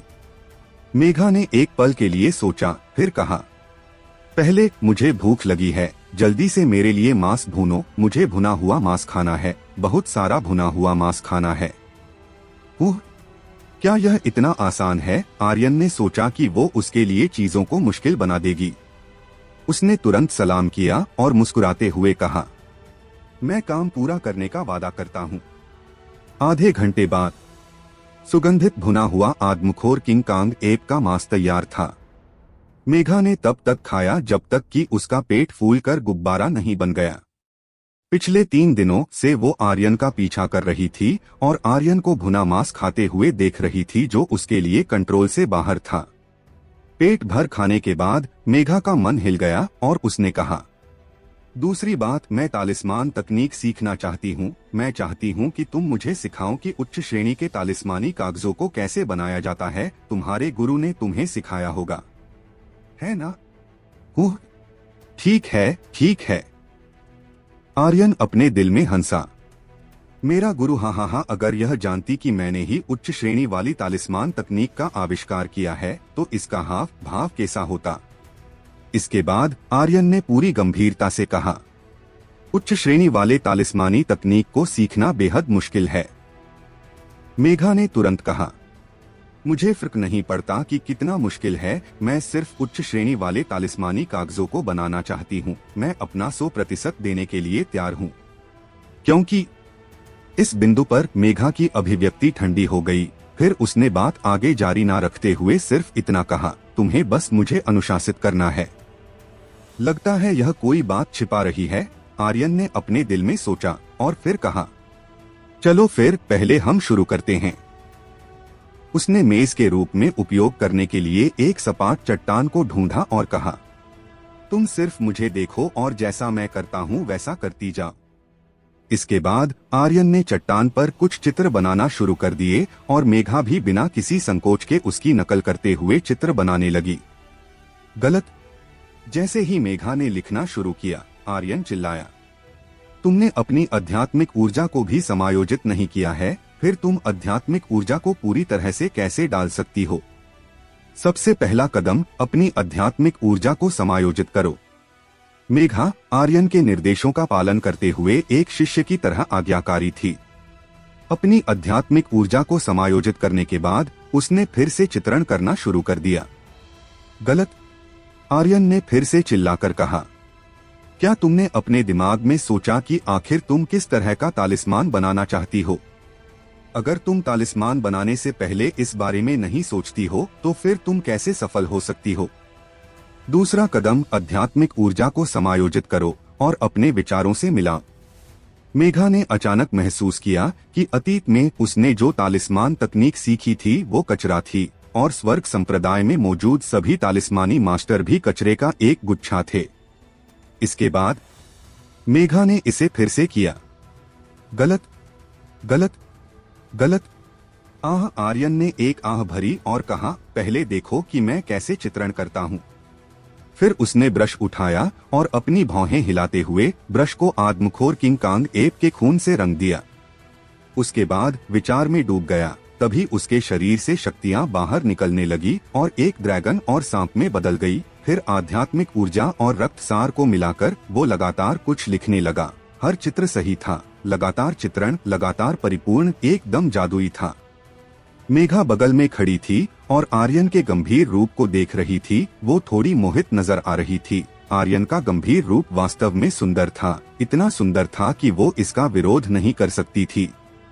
ठीक है। आर्यन ने अपना ब्रश खींचा और फिर विचार को सक्रिय करते हुए तालिस्मान जारी किया। बूम!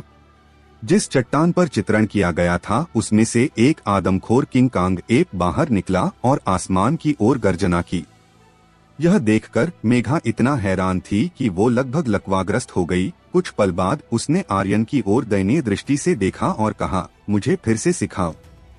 आह, मैं तुम्हारा कुछ नहीं कर सकता। आर्यन ने आह भरी और कहा, ब्रश पकड़ो। मेघा ने ब्रश को पकड़ लिया।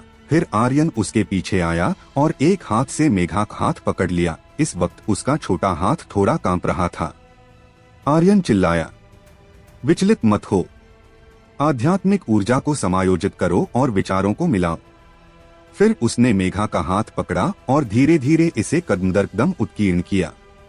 कुछ मिनट बाद तालिस्मानी कागज पूरा बन गया था, लेकिन उसने किसी आदमखोर किंग कांग एप जैसे लेवल 5 के डिमन बीस्ट की दबंग आभा को जारी नहीं किया। एक बार और फिर से आर्यन मेघा की पीठ से सटा हुआ था। उसका माथा मेघा के कंधे पर था और जब भी वो उसे कोई आदेश देता उसकी सांस मेघा के कानों में चढ़ जाती, जिससे उसका शरीर थोड़ा कांपने लगता और वो बड़ी मुश्किल से अपना थूक निगलती। इस वक्त अनजाने में आर्यन ने उसे एक तरह से गले लगा रखा था। फिर उसने इस पर ज्यादा ध्यान नहीं दिया और अपना पूरा ध्यान तालिस्मानी तकनीक सीखने पर केंद्रित कर दिया। इसके बाद आर्यन का शरीर भी अत्यधिक गर्म होने लगा। यह पहली बार था जब उसे निषिद्ध फल की इतनी तीव्र इच्छा हो रही थी, क्योंकि वो मेघा के शरीर से आने वाली कुंवारी सुगंध को महसूस कर सकता था। हालांकि इससे पहले वो अपने पिछले जीवन में स्नेहा के साथ शारीरिक संबंध बना चुका था, लेकिन उस वक्त वो जुड़वा पायथन की भ्रमित कर देने वाली जहरीली गैस के जाल में फंसा हुआ था। भ्रम जाल में फंसे होने के कारण वो स्नेहा के स्पर्श को अच्छे से महसूस नहीं कर पाया था। यही कारण था कि वो अब एक कुंवारी लड़की के इतने करीब आने पर भ्रमित होने लगा था, लेकिन वो खुद को शांत करने की लगातार नाकाम कोशिश कर रहा था। तभी मेघा ने कुछ पूछने के लिए मुड़कर देखा और उसकी आंखें आर्यन की आंखों से जा मिली। यह एक जानलेवा इरादा था। दोनों की सांसें तेज होने लगीं। दोनों ने एक दूसरे की ओर देखा। आर्यन को कुछ भी समझ नहीं आ रहा था। चाहे वो कितना भी खुद को शांत करने की कोशिश क्यों न कर रहा हो, वो अपनी शारीरिक प्रतिक्रिया को नहीं रोक पा रहा था। इससे भी बुरा था कि मेघा की धुंधली आंखें उसे देख रही थीं। उसके गाल लाल हो गए थे, उसका पूरा शरीर गर्म था, जिससे आर्यन खुद को नियंत्रित करने में असमर्थ था। यह आदिम इच्छा बहुत मजबूत थी। तभी उन दोनों को अचानक एक गर्जना सुनाई दी, जिसने दोनों के बीच खामोशी को तोड़ दिया था। मेघा की अभिव्यक्ति ठंडी हो गई और उसकी अभिव्यक्ति तुरंत बदल गई। वो जल्दी से आर्यन की बाहों से बाहर निकली और भागकर थोड़ी दूर जाकर खड़ी हो गई। इस समय उसका चेहरा पके हुए सेब की तरह लाल था और शर्म की वजह से वो वहीं गड्ढा खोदकर छिपना चाहती थी। आर्यन भी थोड़ा असहज महसूस कर रहा था। वो हल्के से खांसा। फिर उसने कहा, तुमने बहुत अच्छी तरह से सीखा है। यदि तुम कुछ समय तक इसका अच्छे से अभ्यास करती हो तो तुम उच्च श्रेणी के तालिस्मानी कागज आसानी से बना सकती हो। मेघा ने धीरे से एन के साथ जवाब दिया। इसके बाद दोनों चुप हो गए। इस तरह चुप रहना बहुत अजीब था, इसलिए आर्यन ने बात करने के लिए एक विषय खोजा और तुरंत कहा, आज चांद की रोशनी वास्तव में बुरी नहीं है।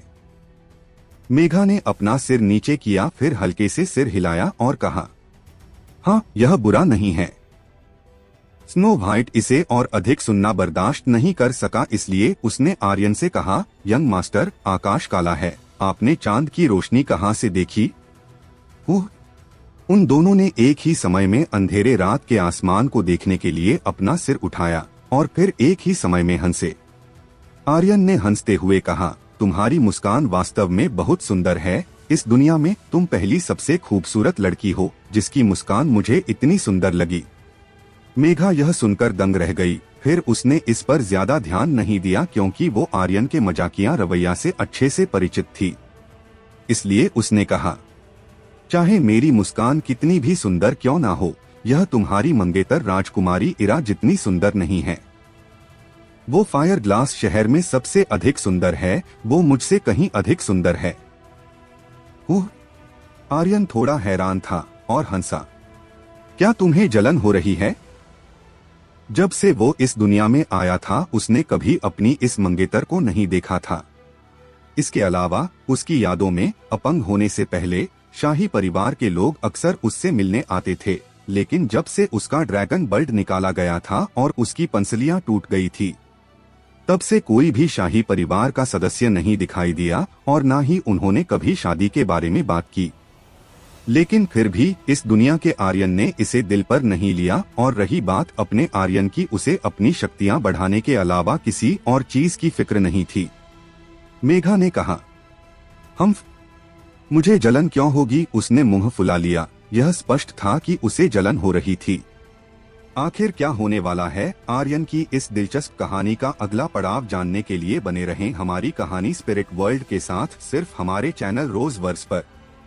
भाइयों, चैनल को सब्सक्राइब करके थोड़ा सपोर्ट करो, और स्टोरी पसंद आए तो लाइक और शेयर भी कर देना। धन्यवाद। मेघा ने कहा, मुझे जलन क्यों होगी? उसने मुंह फुला लिया। यह स्पष्ट था कि उसे जलन हो रही थी। आर्यन ने थोड़ी सी मुस्कान दी और जल्दी से कुछ खींचा। फिर उसने आदमखोर किंग कॉन्ग एप के विंड डिमन कॉर को बाहर निकाला और कहा, देखो, तुम्हारे लिए मेरे पास कुछ है। क्या? मेघा ने अपना एक हाथ आगे बढ़ाकर उस चीज को लिया और डिमन कॉर को देखा और कहा, यह तो आदमखोर किंग कॉन्ग एप का डिमन कॉर है। आर्यन ने कहा, यह एक विंड विशेषता वाला डिमन कोर है। क्या तुम एक उच्च श्रेणी का तालिस्मानी कागज नहीं बनाना चाहती? अगर तुमने इस डिमन कोर को रिफाइन कर लिया तो तुम्हारी विंड विशेषता की समझ थोड़ी मजबूत होगी। जब तुम एक उच्च श्रेणी का तालिस्मानी कागज बनाओगी तो तुम विंड विशेषता का इस्तेमाल कर सकती हो, जो तुम्हारी सफलता दर को बढ़ा देगा। यह बहुत कीमती है, मैं इसे नहीं ले सकती। मेघा को गुप्त रूप से झटका लगा। यहाँ तक कि स्वर्ग संप्रदाय में भी एक विशेषता वाला डिमन कॉर एक अत्यंत बहुमूल्य खजाना था। आर्यन ने कहा, अगर मैं इसे तुम्हें दे रहा हूँ तो बस इसे रख लो। चूंकि मैं पहले से ही एक विंड विशेषता वाला डिमन कॉर रिफाइन कर चुका हूँ तो इससे मुझे ज्यादा कुछ फायदा नहीं होगा। इसे तुम मेरे राज को गुप्त रखने के लिए रिश्वत भी समझ सकती हो। मेघा अपने दिल में आर्यन की बहुत आभारी थी। फिर उसने डिमन कोर रखा और चट्टान पर बने एक फूल को देखा। उसके बगल में एक छोटी सी लड़की शानदार ढंग से मुस्कुरा रही थी और उस पर छोटे छोटे शब्दों की एक पंक्ति लिखी हुई थी, हर दिन और अधिक मुस्कुराओ और आप पाएंगे कि दुनिया वास्तव में बहुत सुंदर है। बेवकूफ और मुस्कुराओ। इसे देखते हुए मेघा रोने लगी और उसकी आंखों से अनियंत्रित रूप से आंसू बहने लगे। उसने आर्यन की ओर देखा और कहा, तुम मूर्ख हो, तुम बड़े मूर्ख हो, बड़े मूर्ख हो। मेघा के आंसुओं को देखते हुए आर्यन का दिल दुख रहा था। वो आगे बढ़कर उसे चुप कराना चाहता था, लेकिन इससे पहले कि वो कुछ कदम उठा पाता, दूर से एक आवाज सुनाई दी, यंग मास्टर, यंग मास्टर, बड़ी बहन, बड़ी बहन। आर्यन और मेघा ने एक दूसरे की ओर देखा और मेघा ने तुरंत कहा, चलो, हमें यहाँ से बाहर निकलना चाहिए। इसके बाद दोनों खड़े हुए और आवाज की दिशा में दौड़ने लगे। 10 मिनट बाद आर्यन एक जगह रुका और जोर से चिल्लाया, मैं यहाँ हूँ, मैं यहाँ हूँ। विराट ने लगभग 1 दर्जन सिंह परिवार के योद्धाओं का नेतृत्व किया और जल्दी से वहां पहुंच गया। विराट ने आगे बढ़कर आर्यन की ओर देखा और कहा, यंग मास्टर, आप ठीक हैं? अब उसने आर्यन को पूरी तरह से अपने यंग मास्टर के रूप में मान लिया था और वो अपने दिल से आर्यन के प्रति वफादार था। जब से उसने प्रजापति परिवार के 3 कामिकेज योद्धाओं को मारा और उसकी जान बचाई, तब से वो आर्यन से बेहद प्रभावित था। सिंह परिवार के कई अन्य योद्धा भी आगे आए और आर्यन के सामने झुकते कहा, यंग मास्टर, यंग मास्टर। वो विराट की तरह शक्तिशाली नहीं थे, लेकिन वो आर्यन के आभारी थे। अगर आर्यन ने आदमखोर किंग कॉन्ग एप को अपनी ओर आकर्षित नहीं किया होता तो वो सभी मर चुके होते। आर्यन ने कमजोर होने का नाटक किया और कहा, मैं ठीक हूँ, मैं स्वर्ग संप्रदाय की इस महान सीनियर की वजह से जिंदा हूँ, नहीं तो मैं कब का मर चुका होता। विराट ने तुरंत घुटने टेक दिए और कहा, यंग मास्टर को बचाने के लिए धन्यवाद। पूरा सिंह परिवार आपकी इस महान दया को कभी नहीं भूलेगा। मेघा अपने सामान्य ठंडे भाव पर लौट आई और कहा, धन्यवाद कहने की कोई जरूरत नहीं है, मैं बस वहां से गुजर रही थी तो मैं इसे भी साथ ले आई।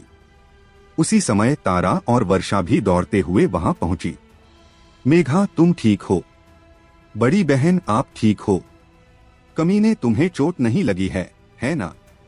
मैं निश्चित रूप से अगली बार फिर से ऐसा खतरनाक काम नहीं करूंगी, तारा ने कहा। तभी तारा की नजर मेघा की सूजी हुई आंखों पर गई और उसने पूछा, मेघा दीदी, आपकी आंखों को क्या हुआ? कहीं ऐसा तो नहीं कि आप आदमखोर किंग कॉन्ग एप की वजह से घायल हो गई है? मूर्ख लड़की, मेघा ने अपने दिल में शक्तिहीन महसूस किया। वो किस मुंह से कहती कि वो कुछ देर पहले रोई थी। फिर उसने अपनी मुट्ठी बंद की और कहा, हम पहले जा रहे हैं।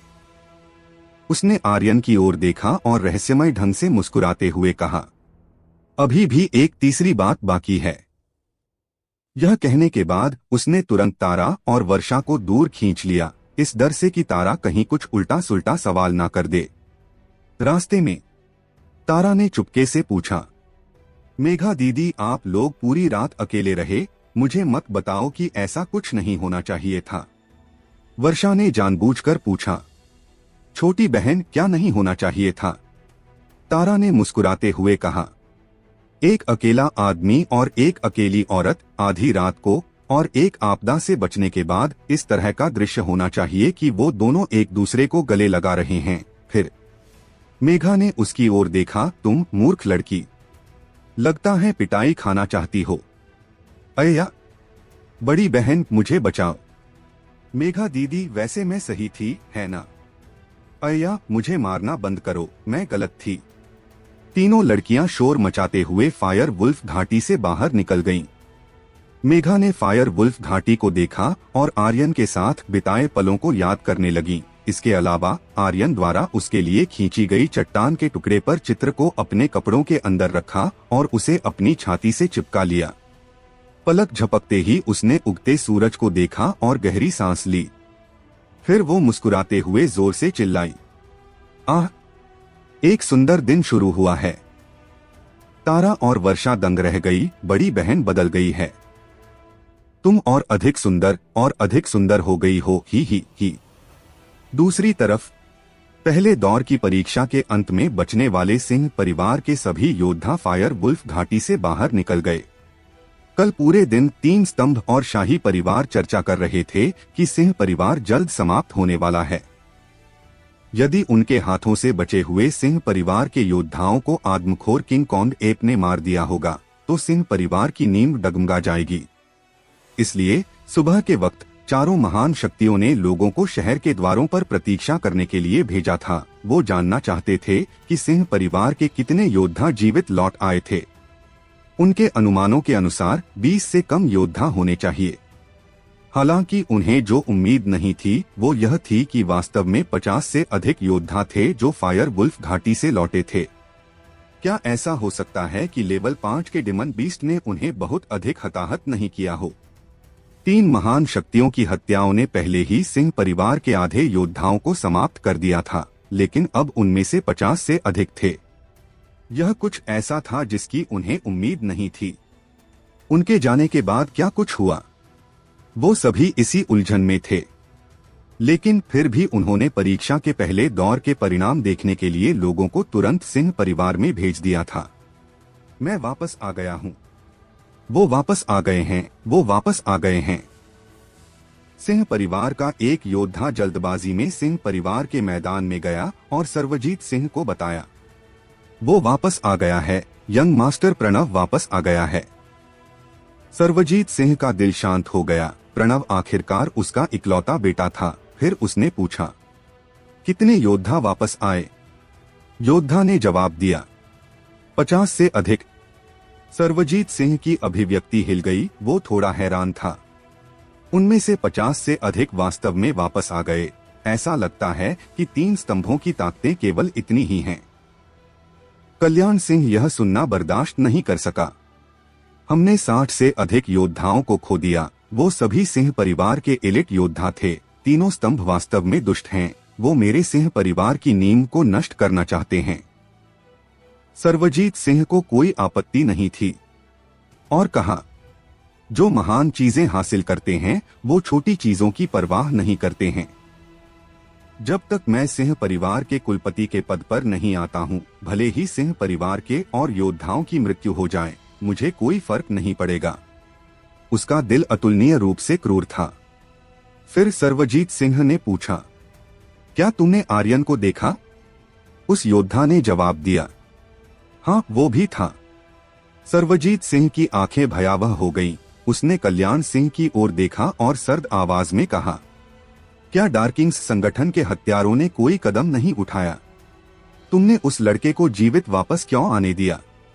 कल्याण सिंह का चेहरा काला हो गया और उसने कहा, ऐसा नहीं होना चाहिए। मुझे नहीं लगता, लेकिन आर्यन अभी भी जीवित है। तुम इसके बारे में कुछ कहना नहीं चाहते? तुम भी बेकार हो जो एक छोटा सा काम पूरा ना कर सकें। सर्वजीत सिंह बहुत गुस्से में था। फायर वुल्फ घाटी आर्यन को मारने के लिए सबसे आदर्श स्थान था। अब जब आर्यन वहां से जिंदा वापस लौट आया तो सर्वजीत सिंह के दिल में गुस्सा फूट पड़ा। कल्याण सिंह ने उससे ज्यादा बहस करने की हिम्मत नहीं की और कहा, बड़े भाई अभी भी एरिना फाइट बची है और जरूरी नहीं कि आर्यन एरिना फाइट में हिस्सा ले पाए। आज रात ही हम उसका काम तमाम कर देंगे। यह सुनकर सर्वजीत ने ठंड से कहा, बेहतर होगा कि तुम जो कह रहे हो वही हो, वरना उसकी आंखों के कोने में हत्या के इरादे का एक संकेत दिखाई दिया। कल्याण सिंह का दिल कांप रहा था। आधे घंटे बाद सिंह परिवार का युद्ध मैदान फिर से जीवंत हो गया। प्रणव ने सबसे पहले युद्ध मैदान में भागकर चिल्लाया, पिताजी आपका बेटा वापस आ गया है। ग्रेट एल्डर हम वापस आ गए हैं। ये सभी सर्वजीत सिंह के आदमी थे। उसने 30 से अधिक योद्धा भेजे थे, लेकिन केवल 1 दर्जन वापस लौटे। वो सभी लोग बहुत उत्साहित थे। हालांकि बाद में वापस आने वाले सभी योद्धाओं के चेहरे भावहीन थे, क्योंकि उनके दिलों में सिंह परिवार के प्रति बहुत नाराजगी थी। विशेष रूप से सर्वजीत सिंह के लिए, क्योंकि वो निश्चित रूप से जानता था कि लेवल 5 का एक डिमन बीस्ट फायर वुल्फ घाटी में प्रवेश कर चुका था। फिर भी उसने कोई कदम नहीं उठाया और लगभग उन्हें अंदर ही मरवा दिया था। सर्वजीत सिंह इन लोगों के भावों को साफ तौर पर देख और महसूस कर सकता था। अचानक, यंग मास्टर वापस आ गए हैं, एक आवाज आई। इसके बाद युद्ध मैदान में अभी अभी प्रवेश करने वाले सिंह परिवार के सभी योद्धा तुरंत उत्साहित हो गए। जैसे ही उन्होंने आर्यन को युद्ध मैदान में आते देखा, वो उसी समय चिल्लाने लगे, यंग मास्टर, यंग मास्टर। उनकी आवाजों ने आसमान तक को हिलाकर रख दिया था। मैदान में मौजूद बहुत से लोग दंग रह गए। Young master? कौन सा यंग मास्टर? जो सबसे ज्यादा हैरान था वो था सर्वजीत सिंह। आर्यन को युद्ध मैदान में चलते हुए और इतने सारे लोगों को उसके लिए चिल्लाते हुए देखकर वो कांप रहा था, गुस्से से कांप रहा था। अपनी बाजू के नीचे उसने अपनी मुट्ठी को कसकर जकड़ लिया और उसके शरीर से खतरनाक रूप में युद्ध आत्मा रैंक की शक्तियां बाहर निकलने लगी। कल्याण सिंह ने उसे नीची आवाज में याद दिलाया, बड़े भाई गुस्सा मत हो, उसे पहले खुद पर गर्व करने दो। प्रणव ने भी नीची आवाज में कहा, पिताजी आर्यन अब अलग है। सर्वजीत सिंह ने प्रणव की ओर देखा और नीची आवाज में चिल्लाया, भले ही वो कितना बदल गया हो, तुम्हें उसे मारना ही होगा।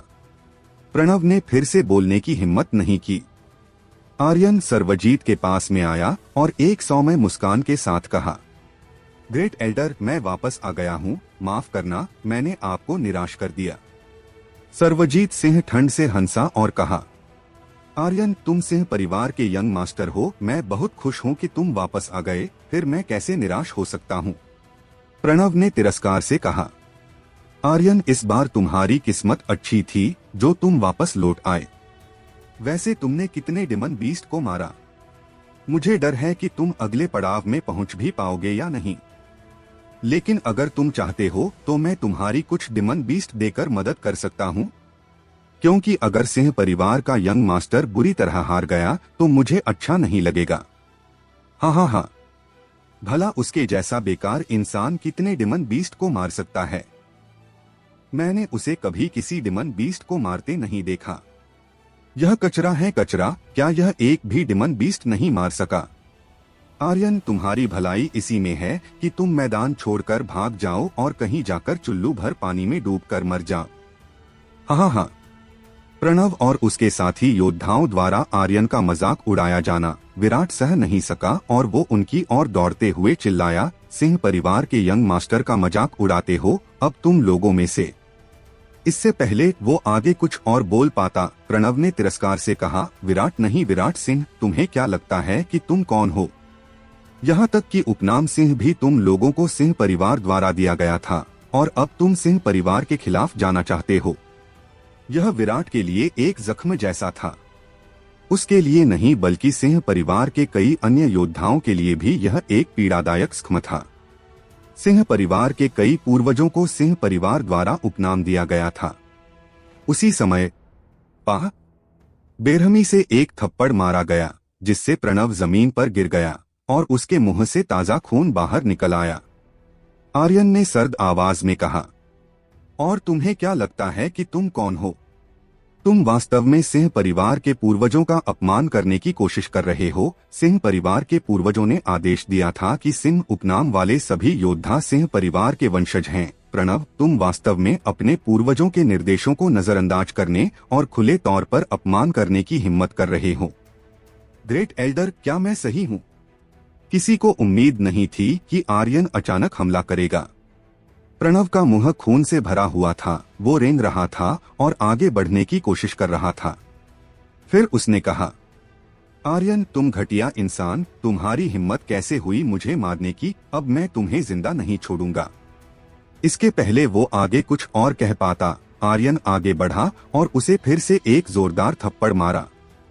फिर उसने हंसते हुए कहा, प्रणव, मैंने तुम्हें पहले भी समझाया था कि यंग मास्टर का अपमान करना परिवार के नियमों का उल्लंघन करना है। फिर तेरी याददाश्त बेहतर क्यों नहीं है?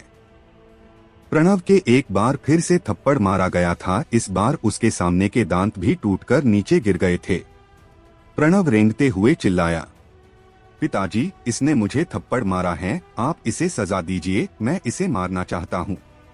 सर्वजीत सिंह एक गहरी आवाज में चिल्लाया, काफी हो गया। क्या यह काफी शर्मनाक नहीं है? भले ही आर्यन ने दोनों थप्पड़ प्रणव को मारे थे, लेकिन एक तरह से वो उसके चेहरे पर थप्पड़ लगने जैसे थे। इस वक्त आर्यन के इन दो थप्पड़ों ने सिंह परिवार के योद्धाओं के दिलों को गर्म कर दिया। उनकी हमेशा दूसरों द्वारा आलोचना की गई थी, इसलिए वो हमेशा महसूस करते थे कि सिंह परिवार में उनकी औकात नौकरों से कम नहीं है। लेकिन आर्यन के रूप में उन्हें एक उम्मीद नजर आई, जिससे उनके दिलों में आर्यन के लिए एक खास जगह बन गई थी। इसके बाद सर्वजीत सिंह की नजरें भयावह हो गईं। वो आर्यन की ओर खा जाने वाली नजरों से देख रहा था। फिर उसने हंसते हुए कहा, आर्यन, चूंकि तुम सिंह परिवार के यंग मास्टर हो तो तुम्हारे पास एक यंग मास्टर की क्षमता भी होनी चाहिए।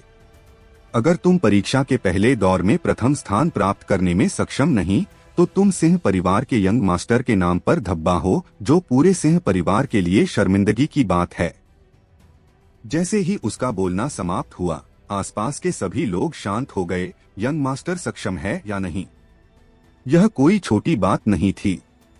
फिर सर्वजीत सिंह ने अपना असली चेहरा दिखाते हुए कहा, सिंह परिवार के ग्रेट एल्डर के रूप में मुझे यह अधिकार है कि जब तक तुम्हें परीक्षा में पहला स्थान नहीं मिलता तब तक सिंह परिवार के यंग मास्टर नहीं रहोगे। विराट के लोग तुरंत आगे बढ़े और कहा, ग्रेट एल्डर, कुलपति अभी भी जिंदा हैं और ग्रैंड एल्डर भी जिंदा हैं। मुझे नहीं लगता कि आपको यंग मास्टर को समाप्त करने का अधिकार है। ग्रेट एल्डर, आप जो कर रहे हैं वो अच्छा नहीं है। यंग मास्टर को ग्रैंड एल्डर द्वारा सिंह परिवार के पैतृक हॉल में नियुक्त किया गया था। यदि आप यंग मास्टर को समाप्त करना चाहते हैं तो आपको ग्रैंड एल्डर के एकांत से बाहर आने का इंतजार करना होगा। आर्यन के लिए कई लोगों ने आवाज उठाई। इनमें से अधिकांश लोग आर्यन द्वारा सिंह उपनाम से सम्मानित योद्धा थे और वो सभी आर्यन के आभारी थे। कल्याण सिंह ने भी उसे नीची आवाज में याद दिलाया, बड़े भाई यह थोड़ा ज्यादा। इससे पहले वो आगे कुछ बोल पाता, सर्वजीत सिंह ने हंसते हुए कहा, यह तुम लोग निर्धारित नहीं कर सकते कि मुझे क्या करना चाहिए या क्या नहीं। अगर तुम लोग मेरा फैसला बदलना चाहते हो और तुम लोगों के पास क्षमता है तो ग्रैंड एल्डर और कुलपति को एकांत से बाहर निकाल कर लाओ। अगर तुम नहीं कर सकते तो चुप रहो। उसकी आवाज में एक युद्धराज की आभा थी। युद्धराज की आभा ने उन्हें कुचल दिया, जिससे वो एक भी शब्द बोलने में असमर्थ हो गए। आर्यन की आंखें संकुचित हो गईं। अगर मैं पहला स्थान ले लूं तो क्या होगा? सर्वजीत सिंह के बोलने का इंतजार किए बिना प्रणव ने तुरंत कहा, आर्यन अगर तुम्हें पहला स्थान मिल गया तो तुम जो चाहे कर सकते हो। अगर तुम चाहते हैं तो हम मल खाने की भी शर्त लगा सकते हैं। वो पूरे आत्मविश्वास से भरा हुआ था, कुछ और कहने की जरूरत नहीं है। प्रणव को विश्वास था कि उससे अधिक डिमन बीस्ट का शिकार कोई नहीं कर सकता। बेशक उसने इन्हें खुद से नहीं मारा था, बल्कि आधा से ज्यादा उसके लिए सर्वजीत सिंह द्वारा भेजे गए योद्धाओं ने मारे थे। यह देखकर कि उसका बेटा इतना आश्वस्त है, सर्वजीत सिंह ने हंसते हुए कहा, आर्यन क्या तुमने यह सुना? क्या हमें वास्तव में इतनी दूर जाना है? आर्यन ने पूछा। प्रणव गर्व से मुस्कुराया और कहा, क्या क्या तुम्हें डर लग रहा है? यदि तुम्हारे अंदर शर्त लगाने की हिम्मत नहीं तो जाओ यहाँ से, भाग जाओ और यंग मास्टर का पद मुझे सौंप दो। फिर आर्यन ने सर्वजीत सिंह से कहा, हम दांव को थोड़ा बड़ा क्यों नहीं खेलते? तुम और तुम्हारा बेटा एक साथ क्यों नहीं खाते? सर्वजीत सिंह की अभिव्यक्ति तुरंत बदल गई। प्रणव ने हंसते हुए कहा, आर्यन ऐसी नौबत ही नहीं आएगी। अब तुम पूरे सिंह परिवार के सामने गंदगी खाने के लिए तैयार हो जाओ। विराट ने आर्यन को खींचा और कहा, यंग मास्टर 10 से अधिक योद्धा थे जो प्रणव की शिकार करने में मदद कर रहे थे। आप उसके साथ प्रतिस्पर्धा नहीं कर सकते, आप हार जाएंगे। इसे कई लोगों ने देखा। प्रणव आर्यन को नीचा दिखाने का कोई मौका नहीं छोड़ सकता था। यह तो उसके लिए सुनहरा अवसर था। उसे डर था कि आर्यन अपनी बात से मुकर ना जाए, तो इसलिए उसने तुरंत कहा, आर्यन मैं दाव खेलने के लिए तैयार हूं, लेकिन अगर तुम हारे तो तुम्हें यंग मास्टर का पद छोड़ना होगा। कोई शौचालय में जाओ और मेरे लिए एक बाल्टी भरकर मल लेकर आओ।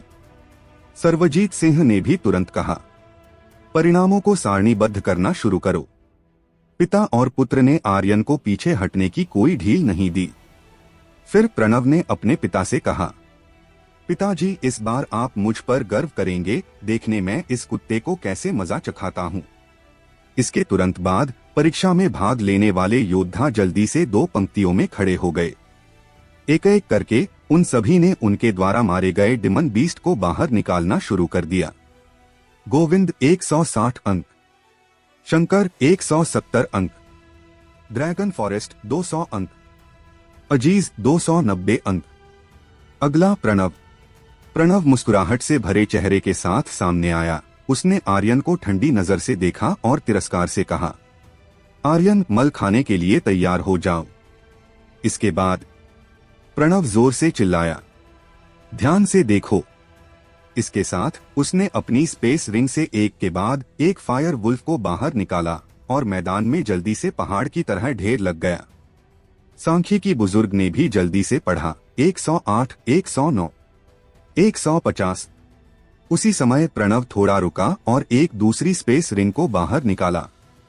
उसका चेहरा अतुलनीय रूप से गर्वित था जब उसने आर्यन को देखा और कहा, जिस चीज से तुम हारने वाले हो वो यहाँ है। क्या आर्यन सच में प्रणव से हार जाएगा और छोड़ना पड़ेगा उसे अपना यंग मास्टर का पद? उसी समय प्रणव थोड़ा रुका और एक दूसरी स्पेस रिंग को बाहर निकाला। उसका चेहरा अतुलनीय रूप से गर्वित था जब उसने आर्यन को देखा और कहा, जिस चीज से तुम हारने वाले हो वो यहाँ है। अचानक उसने एक और फायर वुल्फ स्पेस रिंग से निकाला, लेकिन इस फायर वुल्फ को देख सभी दंग रह गए। सांख्यिकी बुजुर्ग कांप गया और उसने कहा, लेवल 2 डिमन बीस्ट। यह सिर्फ एक फायर वुल्फ नहीं था, बल्कि कुल मिलाकर 10 लेवल 2 के फायर वुल्फ थे। यह देखकर सर्वजीत सिंह का सीना चौड़ा हो गया और एक मुस्कान का खुलासा किया जिसे उसने लंबे समय से महसूस नहीं किया था, और सोचा, आर्यन, देखते हैं कि तुम इस बार कैसे बचोगे। हाँ हाँ हाँ। तभी सांख्यिकी बुजुर्ग ने अटकती हुई आवाज में कहा, प्रणव, 2000 अंक, उसने सिंह परिवार में इतिहास रचा है। 2000 अंक? हे भगवान, इतने सारे! इसने वास्तव में सिंह परिवार में इतिहास रच दिया है। 1 दर्जन लोगों ने उसे शिकार करने में मदद की, लेकिन उसका कोई नतीजा नहीं निकला। इस बारे में बहुत से लोग जानते थे, लेकिन बहुत से लोगों ने ऐसा कहने की हिम्मत नहीं की, क्योंकि सर्वजीत सिंह की टकटकी वास्तव में उन्हें सर्द आंखों से देख रही थी। प्रणव अतुलनीय रूप से घमंडी था। वो आर्यन के पास गया और उससे कहा, क्या तुम अभी भी मुकाबला करना चाहते हो? मल खाने के लिए तैयार हो जाओ। हाँ हाँ हाँ। यह बताने की जरूरत नहीं है कि वो कितने खुश था। आर्यन द्वारा 5 बार थप्पड़ मारे जाने के बाद उसका दिल आर्यन को मारने का भी था। आखिरकार बदला लेने का मौका आ गया था। जब तक आर्यन पूरे परिवार के सामने गंदगी नहीं खाता, तब तक उसे तसल्ली नहीं मिलेगी, क्योंकि उस समय आर्यन किसी को मुंह दिखाने लायक नहीं बचेगा। अब जब प्रणव इस बारे में जितना अधिक सोचता गया, उसे उतनी ही ठंडक मिल रही थी। फिर उसने कहा, मल की बाल्टी ले आओ। एक योद्धा अपनी नाक ढकते हुए एक बड़ी बाल्टी लेकर आया और उसने कहा, यंग मास्टर प्रणव, यह ताजा है और सुगंध भी काफी मजबूत है। प्रणव ने एक हाथ से अपनी नाक ढकी और कहा, बहुत अच्छे, तुमने अच्छा काम किया। यह देखकर विराट आर्यन के सामने खड़ा हो गया और उसने कहा, यंग मास्टर, मैं आपकी मदद करूंगा। इसके बाद कुछ और योद्धा आगे आए और उन सभी ने कहा, यंग मास्टर, हम यह आपके लिए करेंगे। प्रणव तुरंत चिल्लाया, तुम सभी यहाँ से दफा हो जाओ। जो गंदगी खाने वाला है वो आर्यन है। अगर तुम लोग खाना चाहते हो तो मैं किसी को एक बड़ी बाल्टी लेने के लिए भेज देता हूँ, ताकि तुम लोग अपना पेट भरकर खा सको। आर्यन, जल्दी करो, क्या प्रतिस्पर्धा करने की कोई जरूरत है? आर्यन अपने दिल में उन सभी योद्धाओं का गुप्त रूप से आभारी था। वो थोड़ा मुस्कुराया और कहा, तुम इतनी जल्दी में क्यों हो? अगर तुम जल्दी में हो तो तुम पहले इस बर्तन को खा सकते हो। यह बोलते हुए आर्यन पहले ही आगे आ चुका था और उसने सांख्यिकीय बुजुर्ग से कहा, ध्यान से देखें। इसके तुरंत बाद उसने अपनी स्पेस रिंग में हाथ डाला और हवा की तेजी से अलग अलग तरह के डिमन बीस्ट का मृत शरीर बाहर निकालने लगा। 36, 89, 107, 139, 189, 207, 350, 590, 780। अंतिम संख्या 780 पर तय की गई थी, और ऐसा इसलिए था क्योंकि आर्यन के पास बहुत सारे डिमन बीस्ट के सिर थे जिन्हें उसने काटा नहीं था, वरना यह दोगुना हो जाता। सब दर्शक चुप हो गए, वो सभी मूक थे। आर्यन प्रणव की तरफ चला गया, उसके गूंगे चेहरे को थपथपाया और कहा, क्या तुम अभी भी प्रतिस्पर्धा करना चाहते हो? अब कौन खा रहा है? प्रणव की अभिव्यक्ति बदल गई और वो अवाक रह गया। उसी समय सांख्यिकीय बुजुर्ग चिल्लाया, 780 लेवल 1 डिमन बीस्ट, कुल 7800 अंक, पहला स्थान। अचानक प्रणव ने गुस्से में चिल्लाते हुए कहा, मैं इसे मानने को तैयार नहीं हूँ। तुमने जिनका शिकार किया है वो सभी लेवल 1 के डिमन बीस्ट हैं, वो सभी कचरा हैं जिन्हें कोई भी मार सकता है। क्या तुम्हारे पास लेवल 2 का डिमन बीस्ट नहीं है? वहाँ देखो, मेरे पास हैं। अगर तुम एक लेवल 2 का डिमन बीस्ट भी नहीं मार सकते तो तुम्हें सिंह परिवार का यंग मास्टर बनने का हक नहीं है। प्रणव ने आगे कहा, इसके अलावा किसे पता है तुमने इन्हें मारा भी या ना नहीं? अगर तुम यह साबित करना चाहते हो तो तुम्हें कम से कम एक लेवल 2 के डिमन बीस्ट का सिर निकालकर दिखाना चाहिए। आर्यन केवल उसकी बातें चुपचाप सुन रहा था और उसके चेहरे पर एक बड़ी मुस्कान थी। सर्वजीत सिंह ने भी हंसते हुए कहा, मुझे लगता है कि तुम हम सभी को धोखा दे रहे हो, है ना? आर्यन ने अपने दिल के गुस्से को दबा दिया और कहा, मैं कैसे साबित कर सकता हूँ कि मैं धोखा नहीं दे रहा हूँ? सर्वजीत सिंह ने शालीनता से कहा, बहुत सरल, लेवल 2 के डिमन बीस्ट या फिर उससे अधिक केवल के शव को बाहर निकालो, वरना तुम्हारी प्रतिस्पर्धा के परिणाम अमान्य हो जाएंगे और तुम दाव हार जाओगे। इसके अलावा यंग मास्टर का पद भी छोड़ना होगा, प्रणव ने बदतमीजी से कहा। और तुम्हें अभी भी इस गंदगी को खाना है। मेरे पास लेवल 2 का डिमन बीस्ट नहीं है, आर्यन ने लापरवाही से कहा। उसका एक हाथ पहले से ही स्पेस रिंग में पहुंच गया था। आर्यन के आगे कुछ बोलने का इंतजार किए बिना प्रणव ने उत्साह से हंसते कहा, फिर तुम हार गए आर्यन, अब तुम यह खा। इसी तरह प्रणव के आगे कुछ बोलने का इंतजार किए बिना आर्यन का हाथ तेजी से चला और वो अचानक जोर से चिल्लाया, लेकिन मेरे पास यह डिमन बीस्ट है। धड़ाम! आर्यन ने स्पेस रिंग से आदमखोर किंग कांग एप का सिर बाहर निकाला और देखते ही देखते उसका एक छोटे से पहाड़ की तरह सिर धड़ाम की आवाज के साथ नीचे जमीन पर फेंक दिया। आदमखोर किंग कांग एप की आंखें प्रणव को टकटकी लगाए देखने लगीं, जिससे प्रणव डर से जमीन पर गिर गया। मैदान में उपस्थित सभी लोग आदमखोर किंग कांग एप के सिर को देख रहे थे। लेवल 5 का डिमन बीस्ट अतुलनीय रूप से क्रूर था। भले ही वो सिर्फ एक सिर था, फिर भी कई लोगों ने अपने दिलों में डर महसूस किया और कांपने से खुद को रोक नहीं पाए। अब चिल्लाओ, हंसिए! क्या तुमने यह नहीं कहा था कि मैं किसी लेवल 2 के डिमन बीस्ट का शिकार नहीं कर सकता? क्या तुमने नहीं कहा कि मैं बेकार हूँ? क्या तुमने यह नहीं कहा था कि मैं सिंह परिवार का यंग मास्टर बनने के योग्य नहीं हूँ? क्या हुआ? क्या तुम लोग अब नहीं हंसोगे? अब नहीं चिल्लाओगे? आर्यन की टकटकी पूरे दर्शकों में फैल गई। उसका ऑरा अतुलनीय रूप से घमंडी और दबंग था, यहाँ तक कि उसकी आंखों में सर्वजीत सिंह भी कुछ नहीं था। सही वक्त आने पर आपको पागल नहीं, आपको चरम सीमा तक पागल होना होगा। बोधगम्य रूप से आर्यन के शरीर से निकलने वाली खतरनाक शक्तियों और उसके ऑरा से पूरे दर्शक दबाव महसूस करने लगे। जिन लोगों ने आर्यन का मजाक उड़ाया था, उन्होंने उसे देखने के लिए अपना सिर तक उठाने की हिम्मत नहीं की। उनके दिलों में सिर्फ डर था। उनके लिए पहले आर्यन सिर्फ एक कचरा था, लेकिन इस वक्त वो एक कचरा नहीं था। इस प्रतिभा के साथ यह कहा जाना चाहिए कि आर्यन जो एक कचरा था, उसकी तुलना में कहीं अधिक प्रतिभाशाली, अभिमानी और पागल था। दर्शकों में से कोई एक शब्द भी नहीं बोल सका।